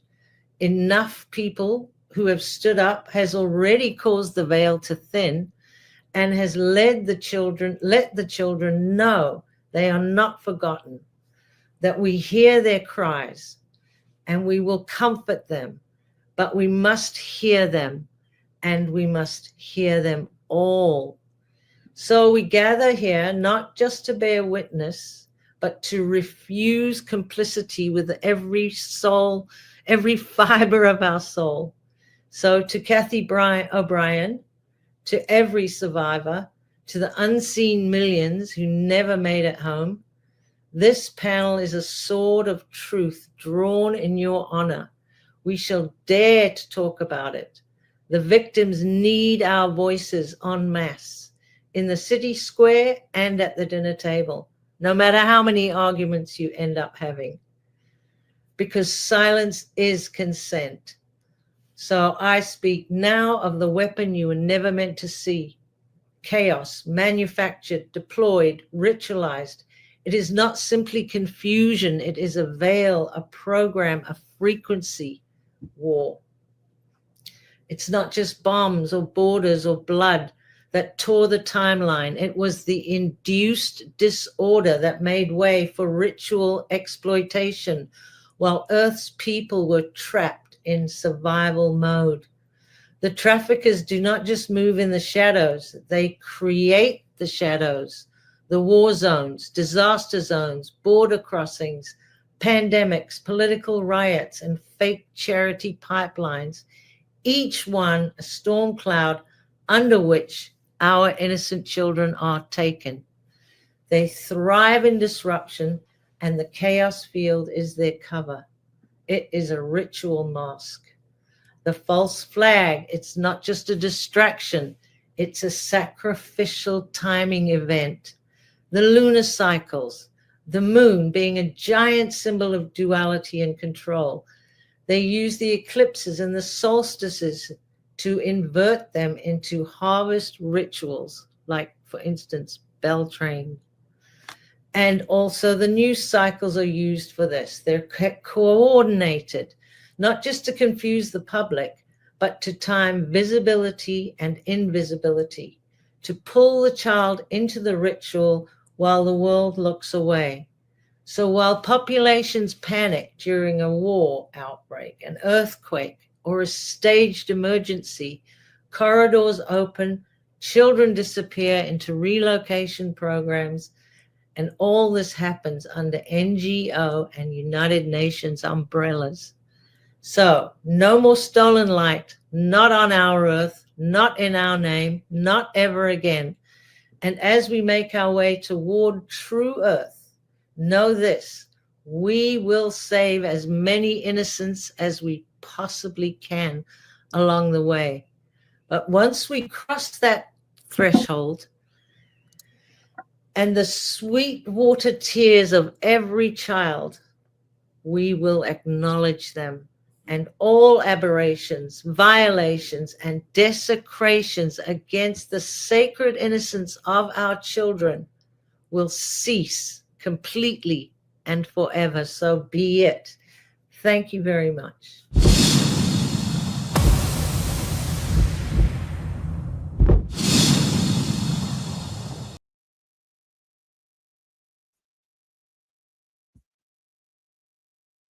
Oh, very good. That's very beautiful. Thank you, Christy, for coordinating that, and thank you, Jane. And hope you land safely in Costa Rica, wherever you're headed. Rima, need to ask you here. As you know, every time we meet or we do anything in public purview, I always hijack you on one of my favorite subjects in the world, which is Major General Albert Newton Stubblebine III. Bert, to those who knew the importance of the man, your husband, he was immensely powerful in who he was and what he was doing. And the reason why years before I even knew you, loved him 20 odd years ago was when he was very much alive. I always wanted to meet him, and didn't have the reach at that time.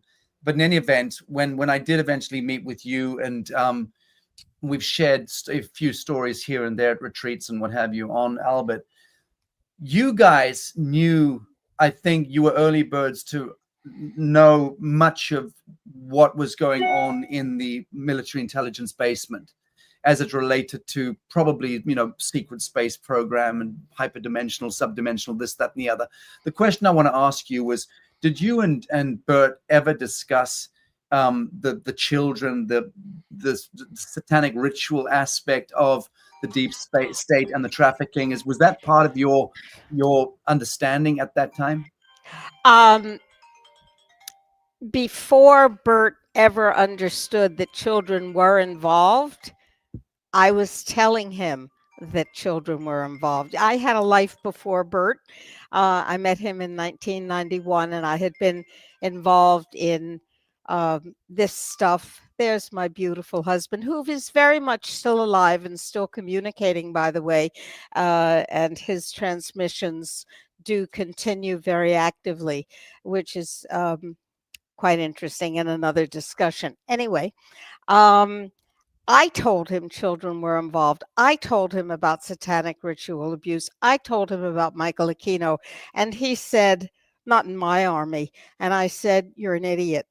With love, of course, and deep devotion, but he was in those areas compartmentalized, did not know, and could not conceive that this was possible. Indeed, he had every security clearance of which he was aware of the existence. He was cleared in those areas, but the compartmentalization was so complete that his access did not bring him any of that information. I was the one who informed him and ultimately convinced him with documentary evidence that this was part of the evil that was going on, which is kind of interesting. Same thing with UFOs. He did not know what I had been able to glean through a worldwide network of connection and so on, because compartmentalization makes depth and stupidity tools of the system. Very interesting. Not intellectual incapacity, but cognitive limitation, because people believe that they see everything and they're limited. I want to add one thing to everything that's been said, including what we heard in that beautiful video, which has much truth in it, a great deal of truth in it. And that is that every child on the planet is currently being groomed under the UN, UNESCO, UNICEF comprehensive sexuality educational system, which is universal until parents say no. Every child is being groomed using what was learned through MK Ultra, Monarch, etc., using trauma-based hypersexuality to create people who cannot think independently and are mind controllable for whatever purpose the system wants, which is part of the reason that we must exit the death system using our spiritual capacity to change the world. I want to say one other quick thing, if I may, Sasha. Please do. I have been involved in this world of social justice and making things right and not accepting the wrong things and stuff for 69 years. So I have some longevity of perspective, which means I may be in error for all that time, but I have a long-term error if that's what's going on. And of course, you know, we're wrong about some things and right about other things as we go along. As you beautifully said, Sasha, you make mistakes, you correct, and you learn. And what I have always seen that people say, oh, we're just about to have a golden age, everything will be wonderful. And that doesn't necessarily manifest. But at this point, in time, space, history, and spiritual evolution, I think that we really are at that point. I have never seen so many negative indicators and so many positive indicators at the same time. And what that says to me is we golden beings of light and we failed beings of darkness, all of us have the moment of fulcrum potential that is very rare in humanity's history. And it is now. And it means that we have to be warriors and explorers of both the spiritual, the psychological, and the real world activation levels simultaneously. I think that's the challenge. We've always had the pieces, but at this moment in history, for some reason, who knows why, there are lots of theories and assertions about what's going on, but there's a confluence that is extraordinary at the moment. For example, in the real world, a man who is a diplomat for the U.S. in the General Assembly of the unelected nobodies or United Nations said the United States repudiates the Sustainable Development Goals, repudiates Agenda 2030, refuses to vote for things in the General Assembly that confirm them. Trump is laying out the breadcrumbs to leave not only the WHO, that was a day one act, but the entire UN system, which is a time of great opportunity because we can push that to happen, and then a time of great danger as the globalists come back and make it even worse unless we take spiritual control and real world control at the same time. This is a moment of brilliant opportunity and terrible danger at the same time. We are the deciding factor. We will decide what happens with that fulcrum. Very good. Beautiful, beautifully stated. Cathy, Rima has honed the crosshairs of her ballistic mortar at the United Nations, and she's done it for years. And she understands that multilateral playing field and the how the multilateral institutions have been really the construct of these Sabbatean invisible masters. Very, very clever stuff indeed. You know, construing, you know, the League of Nations back in the day, First World War, then League of Nations, and then the Second World War gives birth to the United Nations, which is just an extension of the League of Nations. The League of Nations extension of the Cecil John Rhodes Round Tables, which is where the Jesuitical and Fabianist agendas were really struck in those conversations. And those committees made up of good leaders, good aristocrats, good princes and lords, so-and-so, those were really infiltrated, those round tables, in the Royal Geographical and Historical Societies, and all these other kind of midnight masons started creeping into the apparatus. And the League of Nations really was a covert conglomerate of special nested interests, which orchestrated the next few decades. That led to Second World War, entirely orchestrated. And the Second World War then gives birth to a new solution, the United Nations, or the unemployed nobodies, as Rima calls it. Quite correct. And I am a former Director General in the United Nations intergovernmental sector and know a great deal about the machinations of that turgid institution. So the United Nations then emerges as the controlling entity of the interests of those priest bankers, but under guise of harmonizing protocols, under guise of creating remedy and equanimity through the World Health Organization, World Trade Organization, so on, all of which are weaponized from the inception. Be clear about that. But what was insidious was that the good people who authored the charters and the Constitution of the Union, those were good people, good academics, good philosophers, good scholars of wisdom, who were used to charter and create the sound, the feel, the texture. But the institutions themselves were overrun by pirates from day one and then ran amok. The same thing happened with the Euro convergence mechanism authored by Professor Bernard Lietaer, who was a dear friend of mine, and he was the guy who created the Euro, but realized the day it was launched in Brussels that he'd been set up as a brilliant spiritualized economist. He'd been set up because he'd always said it is not a permanent currency. It is an interim currency. Once we launch that, after 17, 18 years, it'll implode unless we create the permanent currency through consensus over the next 10 to 15 years. On the day they announced the euro in Brussels, they announced it as a permanent currency. He was horrified, and he realized he'd been set up and used by these satanic globalist interests. And so he resigned from the Brussels Commission and immediately spent the rest of his life thereafter lobbying against his own creation, the euro. So that's a classic example, which I lived through because I saw all of that happening in my living room. And what I'm saying is this: Rima has honed her ballistic missile and the crosshairs on the United Nations, and she's absolutely got that piece right. And there is no Achilles heel more venal and obstreperous than Dr. Rima Laibow. But there's nothing anyone can do to stop her because she has this complete understanding.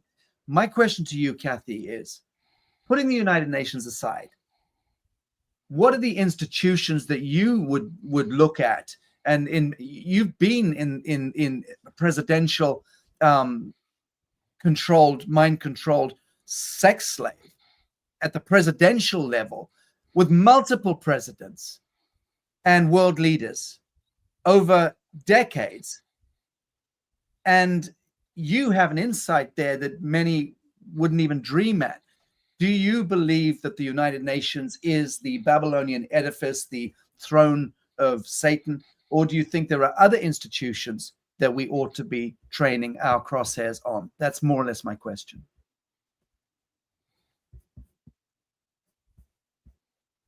Away from the whole United Nations aspect, because that structure has been wrong. It just gives the power to a handful of puppet masters at the top who are able to manipulate nations and manipulate the world the way that they have. And this has been going on for generations now. So I can't really get away from that. But ultimately, the problem is secrecy and mind control. When World War II was imported into the United States through Project Paperclip, we brought with them the Nazi and fascist scientists, and with them came the formula for mind control. And that was being used because the people naturally unite on a level of soul and spirit and love. That's where, we have this beautiful unity that is just natural to us all. It's the way life is intended to be lived. And this term United Nations, just takes that whole concept and misdirects it and gives us this illusion that they're representing what we have on the deepest levels within ourselves. But that deepest level within ourselves is being disrupted by mind control, because without that free thought, we don't have our free will soul expression. Ultimately, it's a spiritual battle. And that makes these puppet masters at the top, these self-appointed, self-anointed global leaders, it makes them very evil in that aspect, because it disrupts our ability to live our life's purpose, to gather, to have our humanity within us. We have so much capacity for healing and resiliency of body, mind, and spirit. We've got capacities for intuitiveness and for telepathy, for connectedness on levels that we haven't even scratched the surface of, because we have been let outside ourselves for so long by these self-appointed, self-anointed global leaders. And so no matter if we call them United Nations, if we call them the World Health Organization, or whatever we call them, wherever these secret societies meet, the Masonic temples, wherever the secrecy is kept under the illusion of national security. And Rima, Michael Aquino got away with so much because of the National Security Act compartmentalizing information and keeping things secret, so that we didn't put the whole picture together to see what was really going on, to see how we've been infiltrated by this dark evil for so many generations. Project Monarch, Ultra Mind Control, is a multi-generational study. It was found that after 3 generations, any knowledge base, abuse base, or belief system becomes autogenic in the brain. It's genetically passed down. When you consider that manipulation has been going on for over 3 generations now, it has become autogenic. It is absolutely been a takeover of humanity that has been creeping in for a long time. I'm not concerned about World War III. World War II has never ended.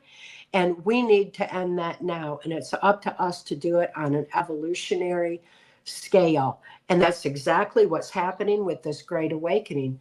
As we wake up to see how humanity has been manipulated, understanding how we've been manipulated is much more important than even understanding who we've been manipulated by, because someone else is going to come along and replace that. We share this planet with dark negative energy force perpetrators who want to control us in order to squash that infinite strength of the human spirit, that our humanity, that saving grace that we have, because that is the ultimate power. It's the most powerful force in the universe. They have no power when we remember to align with the divine, tap into that, and realize we've had all the power all along. So I see that illusion of unity, that illusion of United Nations, that illusion of created by any secret society, and these charitable organizations and even religions, of course, come strong into play in all of it. We've been buying into this illusion for a long time because we've been let outside ourselves. That is the problem, is this being let outside ourselves. We need to go within, remember who we are and why we are here, align with the divine, tap into that infinite strength of the human spirit and power of love, and evolve with knowledge that is our defense against mind control going forward, so that this never happens to us again. Beautiful, beautiful. Rebecca, your comments and thoughts on what Rima and Cathy have just spoken to. Yes, thank you so much, Cathy. I'm nodding a lot with the, it's up to us to, as long as we are neglecting our own spiritual path, we are volunteering for harvest. So there's so much there. I'm not as knowledgeable about the systems and structures, more coming from the inside as a survivor and noticing what's gone on in my own development and those that I work with. There's a infinite wellspring upon which we draw to change this frequency of the planet, and that's ongoing. And the mind control, yes, has infiltrated all of what's gone on here. And I'm most familiar with the military aspects of that and working with regressive extraterrestrials and off-world technologies for the detriment of humanity. But yeah, I really appreciate Dr. Rima's offerings here, and Cathy and everyone here. I feel more, again, offering from my personal life and personal perspective, less intelligent commentary on all of the systems and structures, though I certainly have had. But when I was moved through the Montauk system, had interactions with a Kino, satanic ritual has become elevated to, or at least at that time, high technology used by the military. There's no question about that, a high level trauma-based mind control technology from which, if you survive, be traumatized in serious ways that go on and on and on. Although if you survive that belly of the beast, something can also switch. I also see that some people who survive this become some of the brightest lights around the world, a beacon of hope for everything. Yeah. Beautiful. Thank you. I appreciate that. And Jenn, really the same question to you. I mean, any comments you may have to what you've heard with this last question, really about the institutions and the governance and the control mechanisms and outside of the United Nations and the Pentagon and the obvious. Are there any other institutions that you believe are aggregating this witchery against humanity as it relates to trafficking and just anything along that line that you'd like to speak to? Yeah, the first going back to what Cathy had talked about so we need to get the children out of the indoctrination system. I was in the education system, I call it the cartel, the cabal system for 30 years, working as a special education teacher and watching how they ruined, especially our young boys and especially our indigenous boys, their beautiful minds, and watch them go from school to prison pipeline using the medication, watching them set them up for school shootings and all of that. So we do need to get our children out of those spaces. And the way we do that is through love. I mean, I have it on my Zoom icon, and it says, I didn't come here to teach you. I came here to love you, and love will teach you. So as we look at the education system, which is an indoctrination system, we look at what's the replacement for all of this? You mentioned the remedy piece, Sasha, and I started a movement about 10 years ago, really probably 30 years ago when I got into the system. And when I interviewed for any of my teaching jobs, I said, I didn't come here to make friends. I didn't come here to be a teacher and fit in. I came here to demolish the system. And some people hired me on that. And I just continued to move through the system with that in mind, that we know we've all been lied to. We know that we've all been raised for a world that no longer exists. And the piece to that isn't so much just about adaptation. It's about using the ability, the discernment to have not gotten pulled into all of these systemic lack systems, to be able to still show up and know that the remedy comes from pulling out of places when you feel it in your gut that it's not true and it's not real. And my favorite students were the boys who got in trouble all the time and told the principal off and got into fights and threw chairs, because I was like, you go. You know that you're being lied to. You're the only ones that are going to make this happen. And for the adults to stand up and either support you or tell you you need to go someplace else. And then you're going to get what you require from these other systems. So the quantum education system piece of really working with each family to talk about how would that work for your family, to be able to pull your children out, because schools has become daycares. So these parents can go to work and put blood money, on the table for their children. So it's really sitting down and having these very, very intimate conversations, being able to build trusting relationships so they can see that we're not just coming in as conspiracy theorists to try to tell them that, they have to, get out of the political parties space and all of that, no, this is about humanity, the collective. This is about where we're going. And so that these children are being heard. They're leading us. I say a prayer every day a couple of them. I just ask that we continue to be placed in front of that, which is the highest good for all. And then whatever happens, I take that as that was what was supposed to occur. And I also ask and call on our galactic heritage and our celestial heritage to be able to say, we're calling you all in, all teams to assist. And I ask to invite all those for full soul reclamation for the sake of pure potential, to clear all converging timelines of ancestral trauma, and to ask that all opportunities are the opportunities we continue to be put in so that we can use righteous application and allow the children to lead. We have to keep listening to them. So a big piece of where I also know we must continue to cultivate and co-create in is the sacred economy, and being able to look at our time, our talents, our treasures, to pour back in so that people see that we are the currency, we are this new economy, we are the ones that can be able to, or we're the ones that steer, we steer the economy by the supply and demand, and where we're putting our attention, where we're putting our energy is where it will go. And then the other piece is with solution-based approaches. And I know I shared this the other day on the question and answer portion for Lazarus Initiative just a couple days ago, and asking like that convergence or the intersection between the ITNJ and the new IICC and the new IICJ with the courts of justice, with the International Indigenous Courts of Justice, working with the Kingdom of Hawaii. I was blessed to be brought on their cabinet meeting, I think last week, after having a meeting with the King, when I met him at your tour, Sasha, in Sedona.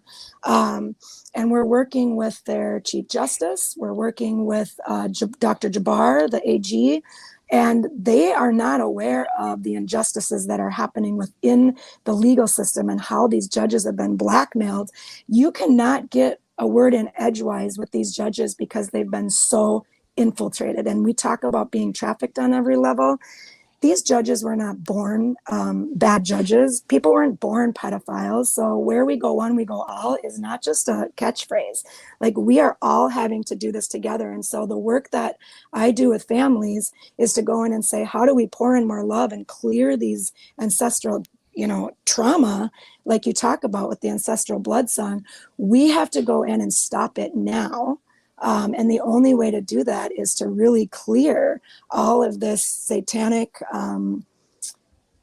systemic trauma in order to be able to break people out of that curse. And so most of the time when I'm going in with families with the judicial system is, instead of me going in and trying to call people out that they're doing something wrong, CPS workers and social workers and whoever it may be, the judges and the attorney general or the district attorneys, we go in and I go back all the way through remote viewing and through, like, I guess we could call it like psychological forensics of going through their bloodline and being able to see where they got off track.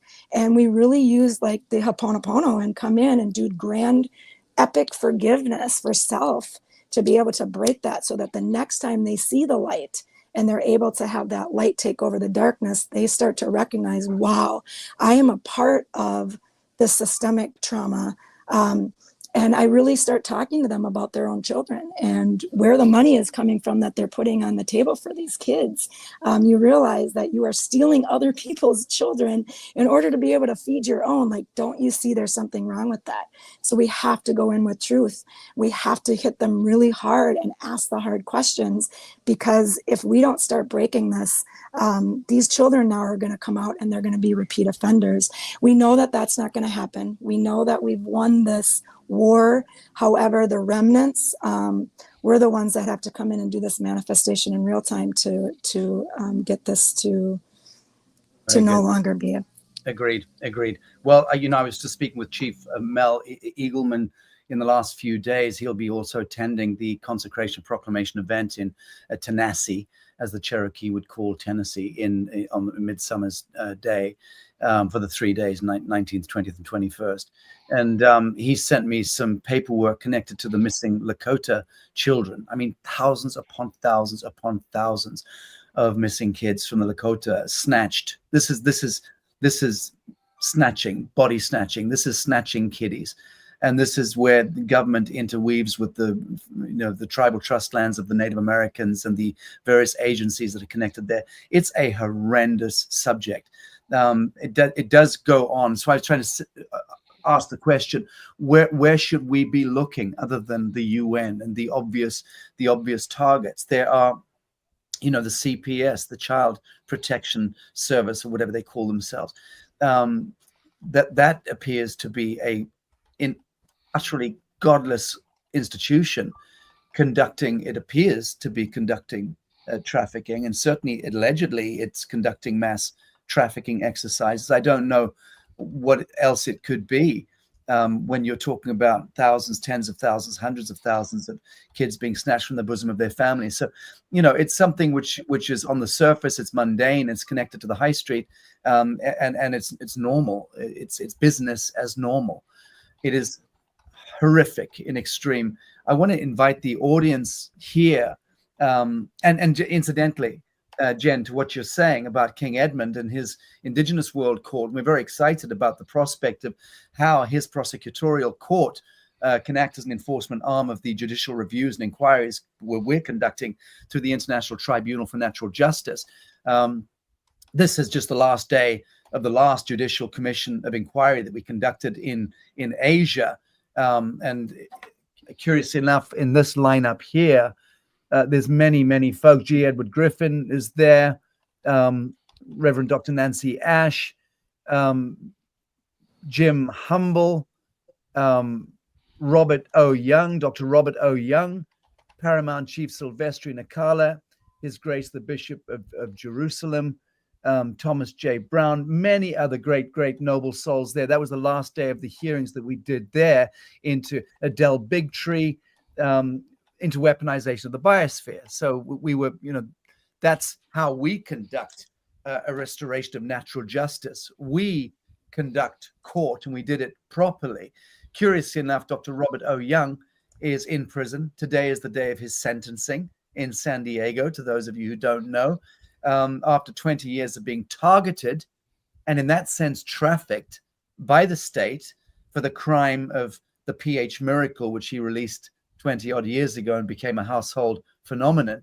And he unfortunately got invited onto mainstream chat shows and accepted the invitation, and then was targeted by the same satanic institutions that have targeted Dr. Rima Laibow and the extraordinary breakthrough work that she's been doing in human health medical science.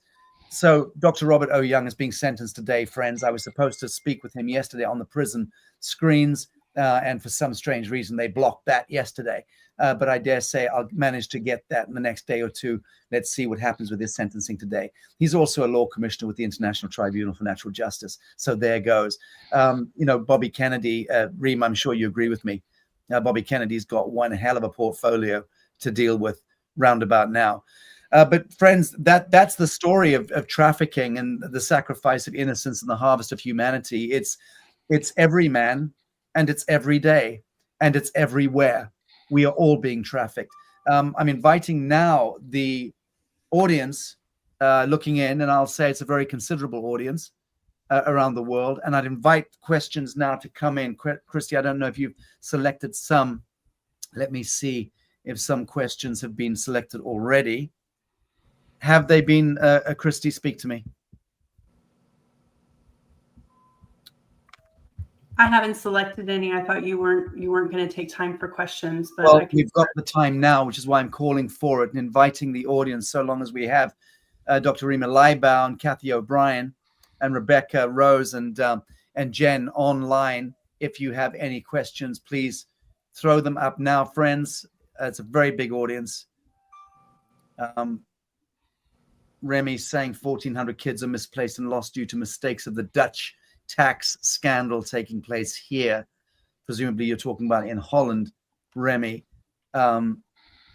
Unsurprising. CPS is criminal. Yes, everyone agrees with that.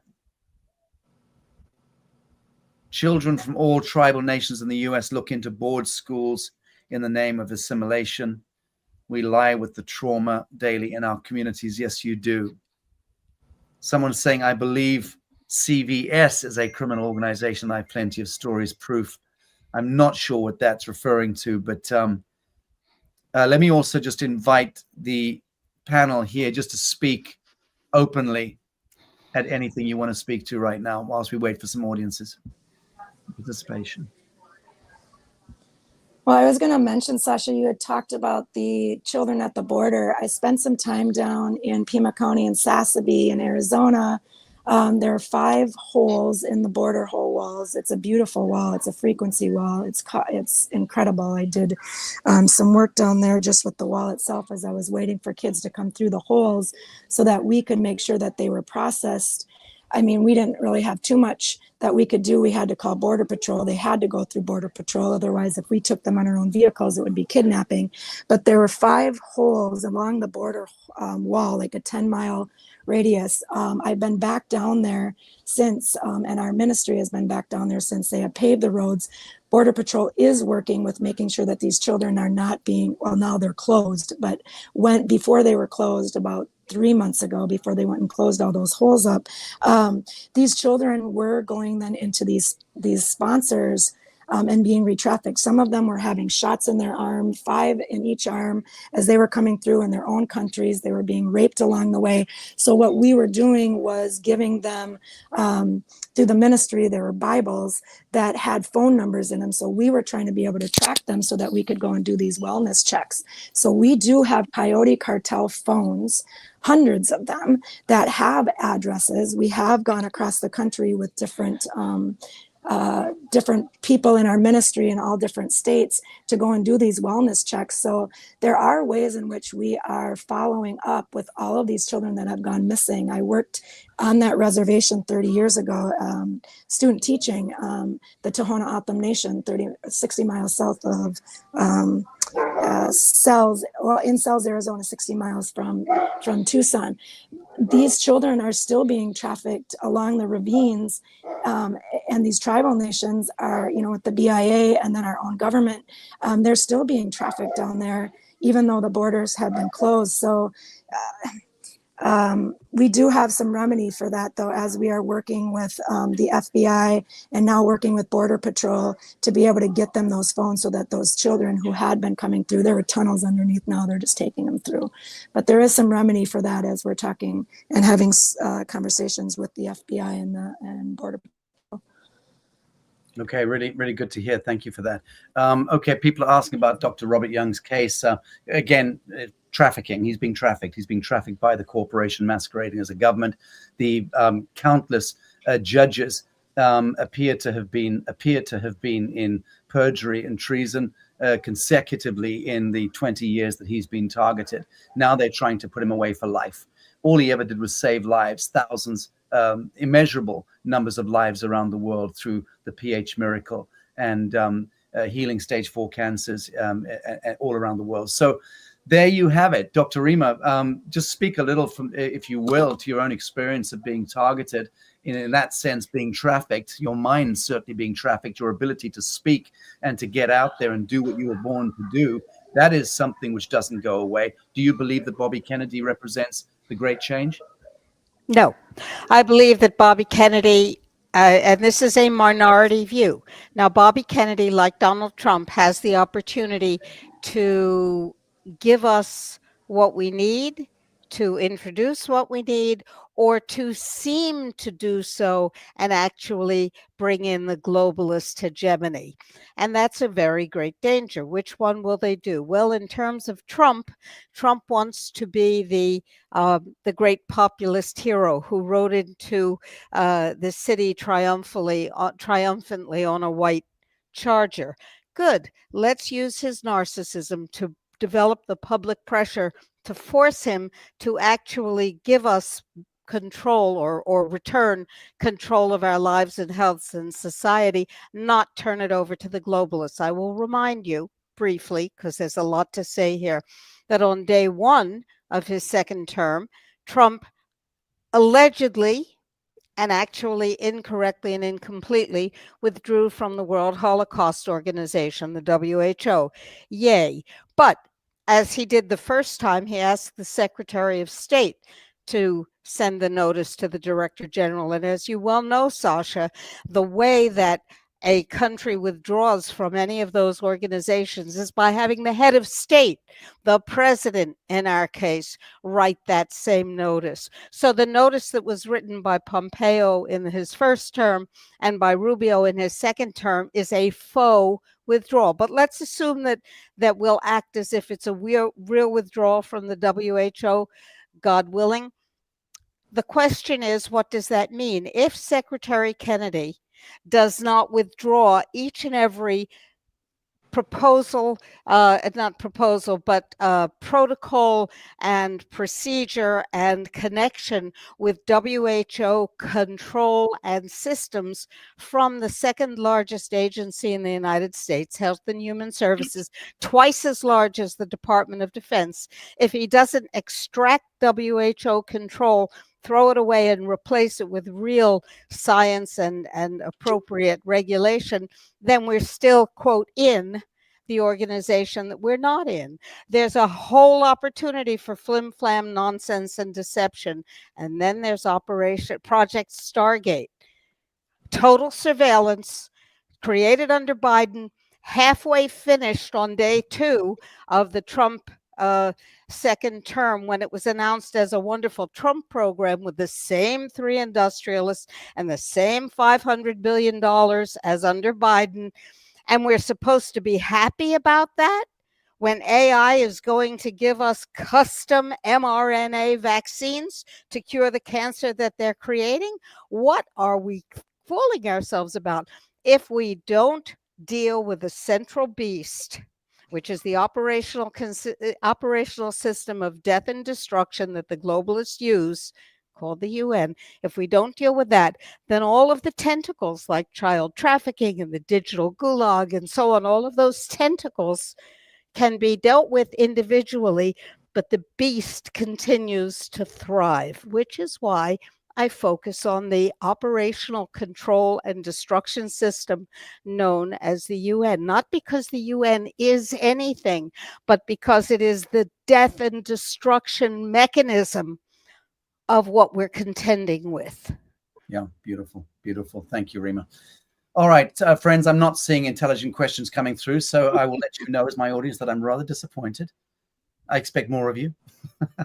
Anyone have pointed questions, not just flippant comments, please use the comments. But lots of support there for what Rima is speaking to, and a lot of support coming in for Dr. Robert Young. I just pulled up a couple of other images here. That was Dr. Robert O. Young at our International Tribunal for Natural Justice seatings in Indonesia, which I hosted in 2019 at the New Earth Haven. Dr. Sandra Rose Michael there as well, G. Edward Griffin, His Grace Bishop Rhea from Jerusalem, Dr. Sue, the Chief Justice, Sir John Walsh, and Reverend Dr. Nancy Ash alongside Robert Young there. We'd actually made him a commissioner that day. That was Dr. Robert O. Young giving his witness testimony to the International Tribunal for Natural Justice. People commenting about the film that my brother Mickey Willis just released on Robert O. Young, agreed. That's out. I'm very saddened that Mickey didn't, or his team didn't include the footage that I sent on the witness testimony that Robert gave to the International Tribunal and the judicial bench, because that was without a doubt the most extraordinary testimony that he gave. So it wasn't as part of the film, unfortunately, released. So I will be releasing that this week. I'm waiting for the sentencing today on Robert, and will then release his full testimony for the International Tribunal for Natural Justice, and see how that fares and get his voice out there. And we'll continue to lobby, obviously, the White House as well on this landmark case. Friends, I'm going to invite this panel for closing comments. I'm really grateful to everyone for coming forward on this, because I really feel that we have touched on all the key aspects and elements that connect us to an understanding of the sacrifice of innocence and the harvest of humanity. And God knows it would be so educational to drill deeply into all of your stories. Jenn, I don't know nearly as much about your own backstory as I'd like to learn. It sounds like you have a tremendous grounded acumen, and like Rebecca here, and obviously the pioneer and the archetype in this, Cathy O'Brien, I think it's extraordinary that there are only women on this panel, and that it is the voices of the Magdalene, the voices of that emergence, that great emergence that is the mother that is coming forward at this time, speaking to the greatest depravities and desecrations being leveled against humankind. So small wonder that it is me versus four extraordinary women. But let me invite your closing comments on this this panel. Let me start with you, Jenn. Thank you. I was going to mention that the return of the divine masculine, that's a big piece where we can come in and do some of that healing work to get the men to, not just the men, that's obviously the divine masculine piece, but to bring our men back into this picture. They need to be the ones that are protecting and coming forward with their children as we're boots on the ground. It's a really important piece. And then I was also going to just mention that I know Christy and I have been talking, if people want to be able to get involved in being able to do something, even though we talk about, Sashi had said about not having to do something, but to be, there is opportunity on Friday, and I can check in with Christy and see if maybe we can put that out in some spaces about being able to get on a court case on Friday for a very incredible couple who was doing the work with our galactic heritage to get their children back, to be able to be heard, and to have all of us show up so that we all play a role in being able to get the return of these children through our Operation Safe Return. Beautiful. Thank you so much. Rebecca, let me invite you in. I'm just going to unmute you there. Carry on. Oh, you can unmute yourself, I think. Thank you. Yeah, what's percolating here for me is thinking about the weaponization of human sexuality. And one of the things we can do is notice where our sexual energy is going. And that's part of our spiritual inheritance. And I think that's sort of under the umbrella of expansion of human consciousness and who we are as beings, as people that go on and on and on as parts of source. We are creation. And so looking at where that is directed, how we're receiving that, how we're emanating that in the world, and not in the traditional sense or conventional way necessarily, but there's a really tender beauty inside of that has been, again, overall weaponized. And also, and I speak to this quite a bit, taking that back, so we are the inheritors of this planet, and radiating that frequency out beyond our singular terra into beyond the biosphere, into the solar system, into the galaxy. Something is reconnected there that is so vital to who we have become and who we are and who we will always be.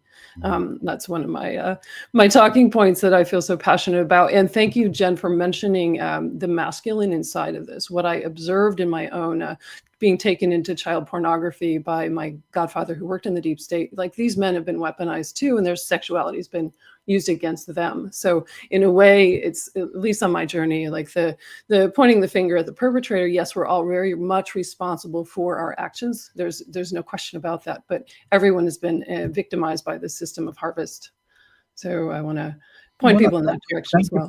Thank you for that. And it speaks to the quintessence that I was raising in my preamble, that if we're unable to act as the arbiter of where we take it from here, where the dreaming takes us from here, then frankly, we've failed. Each of us are subject, and as you use the term victimized, and I think that's the appropriate term, place to use the term. I don't like the term victim or victimization, because my standard is that we're not victims of anything ever in the truest sense of the word.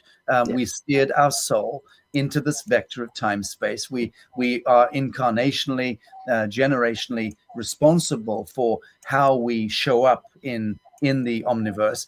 But the fact of the matter is that we have all been subjected, and in that sense victimized, by an endless rinse cycle of Luciferic and Saturnian status. And and it's something which subsists and survives by feeding off the life force of innocence, and the whole parasite economy that instills scarcity and thereby fear into our world and causes everyone to shuffle around like lab rats, abnegating their divine mantle and abdicating their sovereign throne as children of God.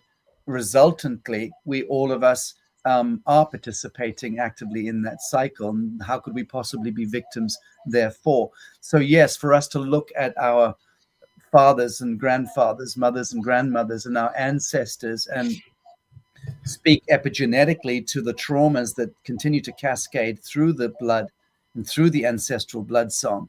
Well, and how even the laws of karma and dharma apply to our engagements, just walking out into life and telling someone to go and fuck themselves in the traffic. So that there are infractions that we're conducting through the misuse of our own psycho-emotional standing constantly, and we're inviting, you know, psychic engagements and knots, and it's an endless kind of circular conversation of chaos in our own lives. I choose here and now to engage Atman, to be the kiss point between Alpha, Omega, and end all cycles, end all reverberations, end all echoes, end all of the epigenetic cascade in my blood. I will not blame anything or anyone outside of actualized self in the here and now. That becomes the remedy, and it becomes the point of absolution. Atonement, absolution, redemption, salvation. It's all part of the same technology that we apparently have access to, that direct telephone to immanence, to God, so to speak. So that is what I've learned coming through the message from all of you. Rima, your closing thoughts, please. My closing thoughts are, you said it was Sasha versus the four of us. If it were versus, I wouldn't be here, my love. We are in collaboration at a level that is spiritual, cognitive, emotional, and actualized in the physical world. And I think that's thrilling. And I think that's an empowerment and a huge responsibility. Some of us choose part of that. Some of us choose all of it. The solution is by choosing all of it to the extent that you are capable, and then creating that reality that is the contagious health that we have to offer each other and to the universe. But without the action component, we're leaving out the enablement that we owe to ourselves and to the world. Beautiful. Well, you're under instruction, Dr. Rima. You will put that balaclava back on, put a stick of dynamite clenched between your teeth, and you will leopard crawl into the basement of the establishment and continue doing exactly what with General Burt. With Burt at all times, indeed. In much the same way that my beloved Cathy is half a being without Mark of Phillips. And no disrespect to you, Cathy, but you know how much I love that man and always have done. Cathy, kindly close this panel for us with your closing thoughts.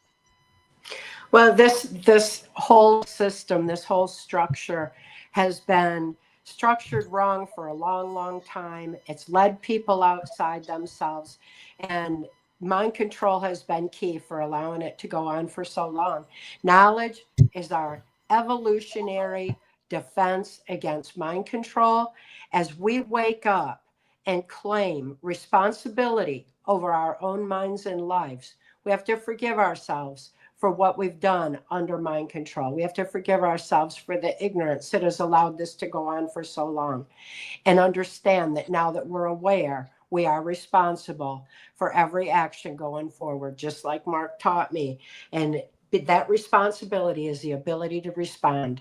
And that freedom is what the children are counting on. It's up to us to start taking action. It's up to us to start making that positive necessary change for the children's sake. Our children have been targeted for generations.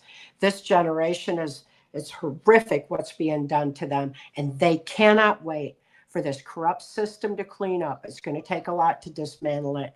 For now, we need to step aside, step up to the plate, gather our strength of spirit, expand our own thinking beyond what we think we know, and embrace the reality of our life's purpose and start making the positive necessary change right now.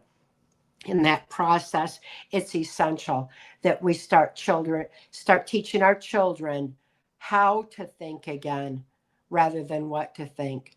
My daughter, Kelly, my precious daughter, Kelly, was born into MK Ultra. She survived that aspect, was thrust into the corrupted Child Protective Services system and survived that, was able to heal, and is the epitome of the resiliency of body, mind, and spirit.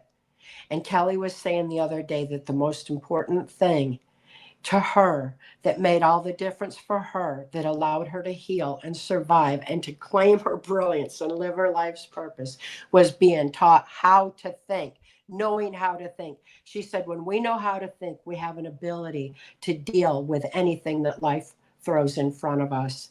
But we've got to teach our children how to think again so that they are armed with that free thought, free will, soul expression, ability to align with the divine within and tap into that infinite power of love, because that is our victory. That's a victory for all of us. And that is our saving grace, is that ability to align with the divine. And it begins with free thought. Free thought is sacred.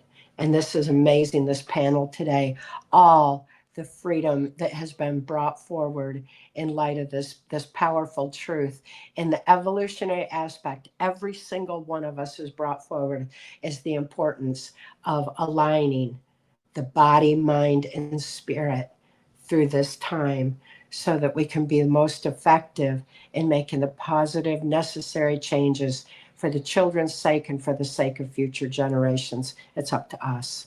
Beautiful. Well, how wonderful that we have 1,000 people in this room with us and many thousands of people in the syndicated rooms. And then later today and tomorrow this will get to a very wide audience. I'm just very, very grateful to all of you for joining me today. Dr. Rima, I'm going to be giving you a telephone call no later than tomorrow in the private, if that's okay. Jenn, so happy to make your acquaintance more formally here. Looking forward to conversations with you. Rebecca, thank you. And I've enjoyed all of the conversations that we've had since we met recently. And Cathy, love you till the end of time and back. And we'll also be giving you a call tomorrow when I'm back on the road. So thank you all for joining Lazarus today. Thank you. Thank you. Thank you.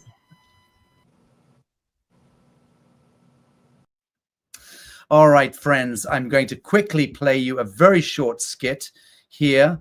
And I will speak after that. Just this is connected to the Dave Emery will be joining Scott McKay and myself and Margot Anand on this Mediterranean retreat. For those of you who don't know about it, sit back.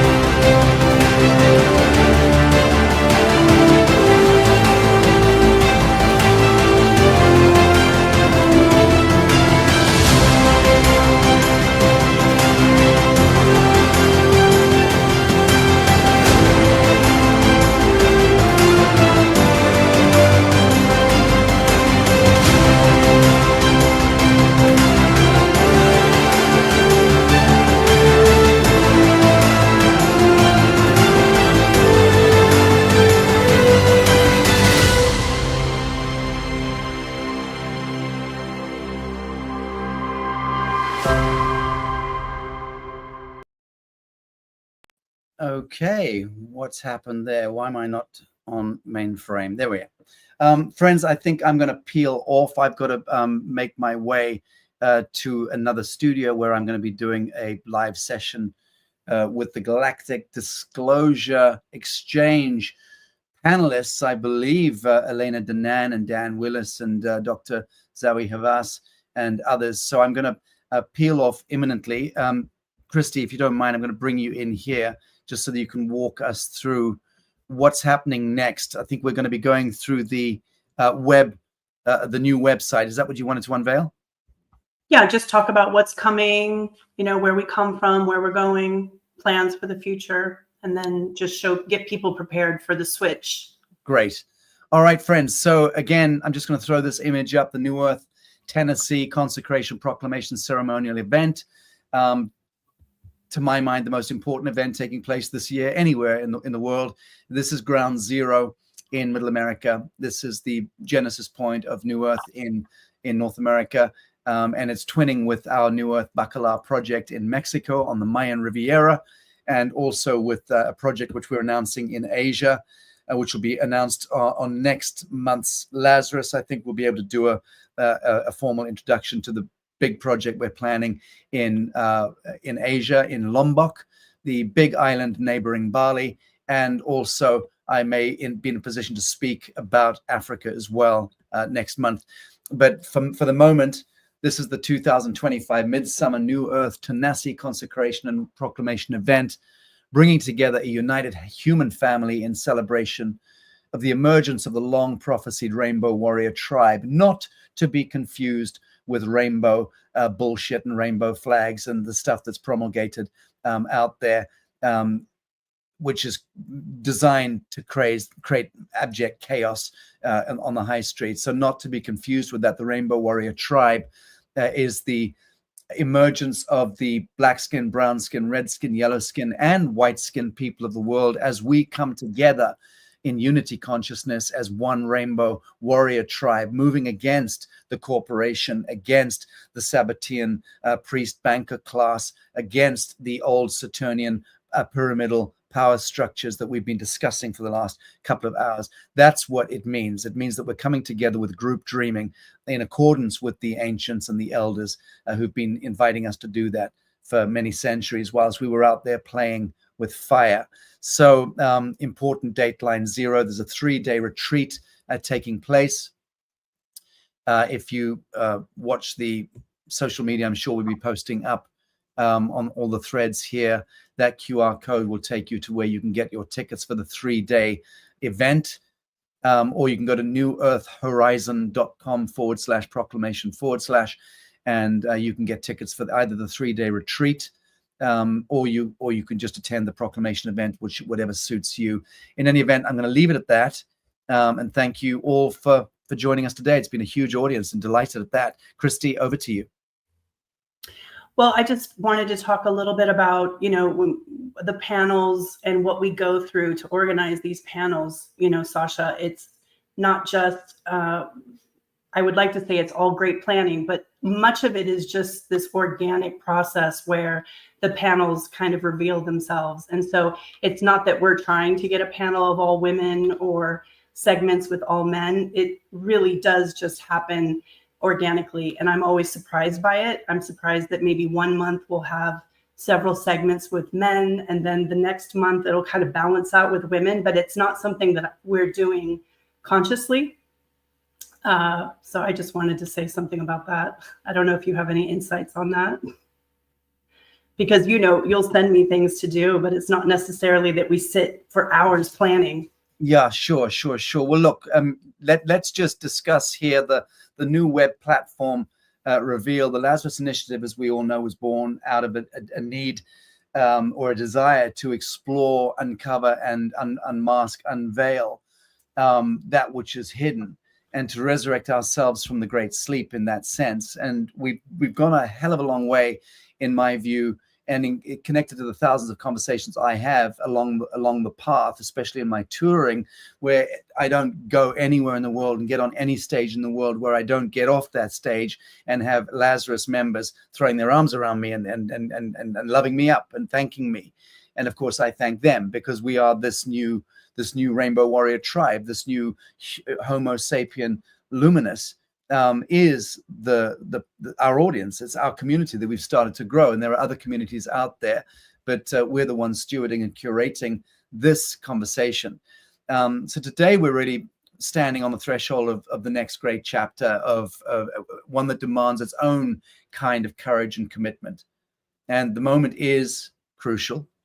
It's vital, and the steps that we're taking matter today. Every decision that we make and every step that we take on that path determines whether we are in true form by the time we get to the bottom of that hill, or if we're 300 miles off kilter. And it's this individual journey, and it's a collective journey. And the group dreaming is vital, but it's only relevant if our individual dreaming is aligned and in coherence. So over the past 4 years, we've faced incredible challenges, faced incredible challenges, all of us. And we speak to that every month during the Lazarus Symposium through the countless panels that we host, but especially during the era of COVIDiocy, which is not over. That thrall is still upon us. Many of you, and I'm speaking to the audience here, witnessed firsthand the urgent need for uncensored spaces where vital conversations could take place in alignment with true human values. And we needed to create something independent. That's what the Lazarus platform has been since its inception. And that's why we introduced the membership platform in 2021, not just as a tool, but as a sanctuary. And it's a secure, intentional space where our ideas, insights, and actions can flourish. It allows us to safeguard the content. I am one of the more deplatformed faces and voices out there. People on my tours come to see a 3-4 hour lecture where I show them these insane virtual deep fake videos of me, which are sent to millions of people around the world, apparently through WhatsApp platforms, through social media, through direct mail. And these are insane. These are deep fake videos where I am selling things. I'm trying to inveigle widows into relationships with me so they can make donations, and bank accounts are being exchanged. It's very serious stuff. On this tour, I've spent time with a couple of people who were very much injured by deep fake Sasha Stones. So small wonder some people out there think that I'm a scammer and a con artist because their neighbor Mildred realized that she sent $300 for an airline ticket or something to a Sasha Stone, and it had nothing to do with me. But when deep fake videos are being generated, and when this kind of ad nauseum trolling is taking place, and I'm being deplatformed, so my real voice can't even be heard, we had to create something, and that's what the Lazarus platform is. So although this is broadcasting out there as a bonus segment and is getting out to an audience, that's who I'm trying to appeal to. If you want to hear more, want to participate in my community, look, a beautiful little red breast has just landed on the ledge right in front of me, a few inches from me.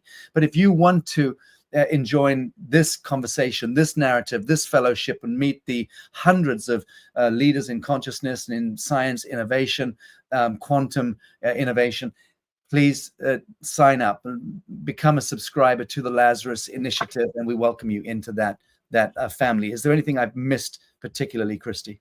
Yeah, I just wanted to mention, I don't know if you agree, but for me, I really see it partially as journalism, because there's so much division right now in the world. If you look at maybe politically speaking, galactically speaking, so much division. And so I feel like we really kind of try to go to what resonates, and also to let people make up their own minds. Of course, we vet people who come on, but at the same time, we want to offer different perspectives. So that's a big part of what we're doing. And I think that's what everyone should be doing when they're on a journey seeking truth.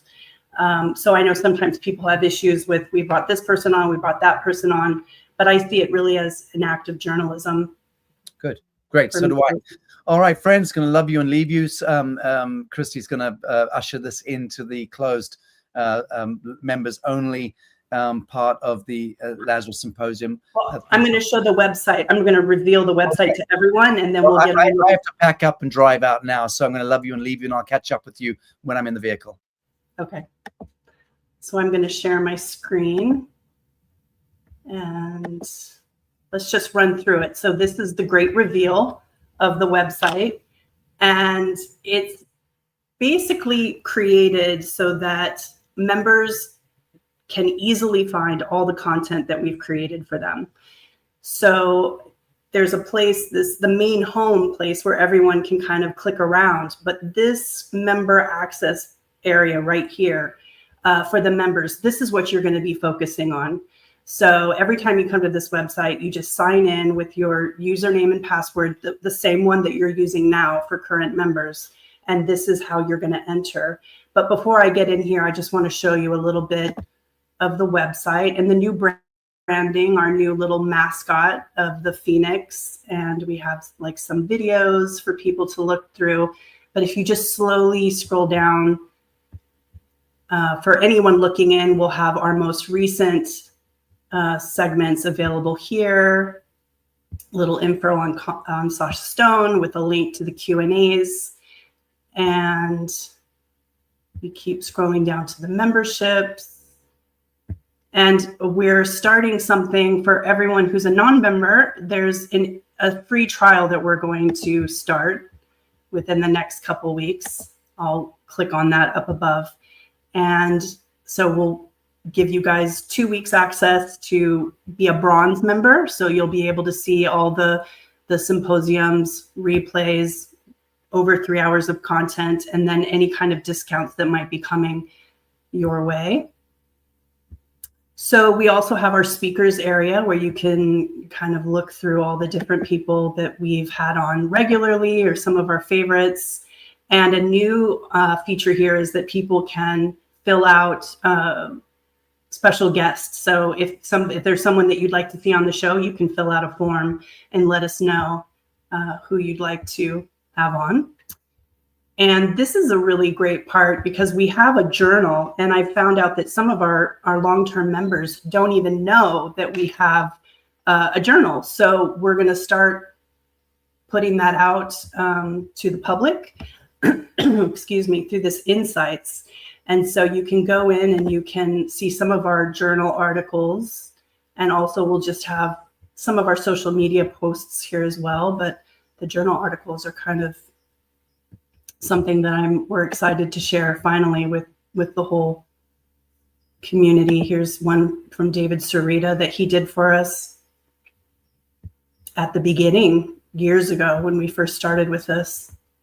So when you go to, let me show you back up here. We also have testimonials, all kinds of things down here, but I'm just going to go quickly up to the top and show everyone who's maybe not yet a member that if you're interested in a free trial, in the first couple weeks of June, we're going to launch. And so you're more than welcome to come in and try 2 weeks free to really see if everything at the bronze level, and hopefully stay on longer. But we have all these really great additions to the website, like about member information, where to join, free trials. And we also have another thing where people can volunteer if you're interested in really helping us to get the word out. We have a little section here for volunteers, and you can apply, and we'll get back to you and see how we can all work together. And then I'll show you, before I go into, let me see, speaker area. This is where all of our speakers are listed, and we'll have like links to all their social media. And if you click, you basically can see all the broadcasts that these speakers have been a part of. So that's like a really great addition. Now, when we go to, I want to take you into the actual member area so you can see what it's going to look like. I'll just log in here. So this is the member dashboard. So depending on what level you are, you'll see all the features that are available to you here. This is where you'll be clicking to watch the live symposiums. this search bar right up here in red is really an amazing tool. It links into all of the symposium archives.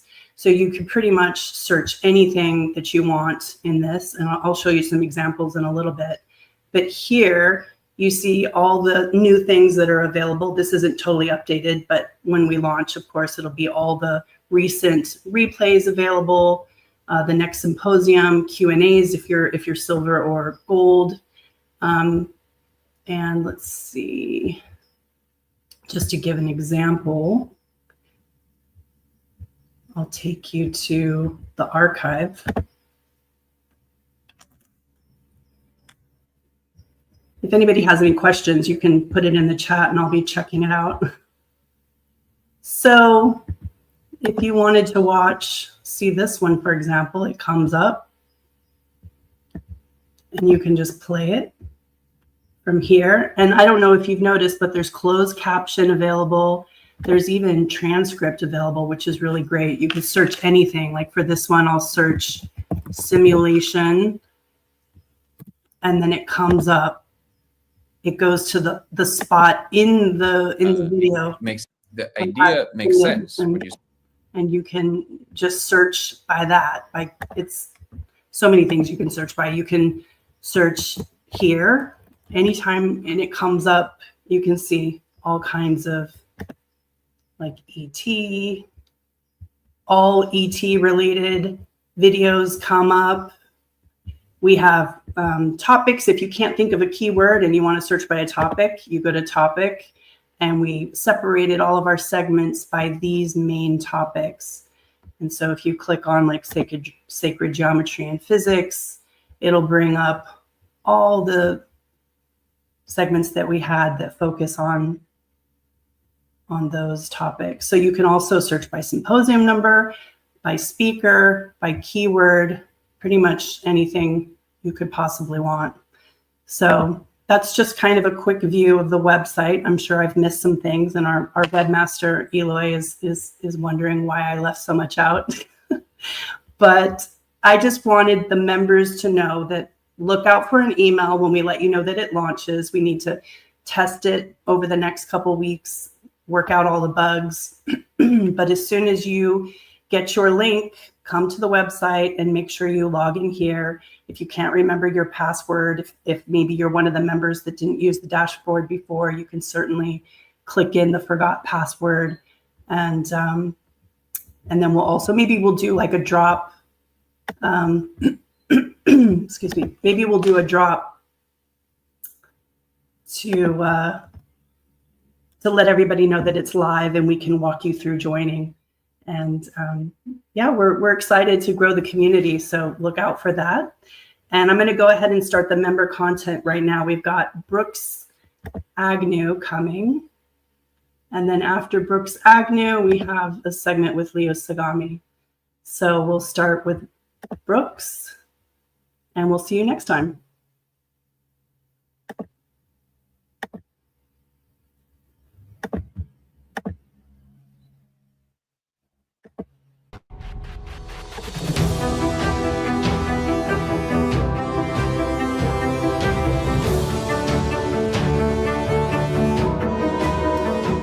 Hey, friends, this delightful afternoon. I'm sitting in sunny Tennessee, and never happier, as you know, than when I am meeting an old friend, and couldn't be happier today than inviting back to the Lazarus Symposium your favorite, my favorite, Dr. Brooks Agnew, who is the renowned physicist, author, and adventurer whose work bridges the worlds of science, history, and mystery with expertise spanning advanced technologies, ancient civilizations, and the future of humanity.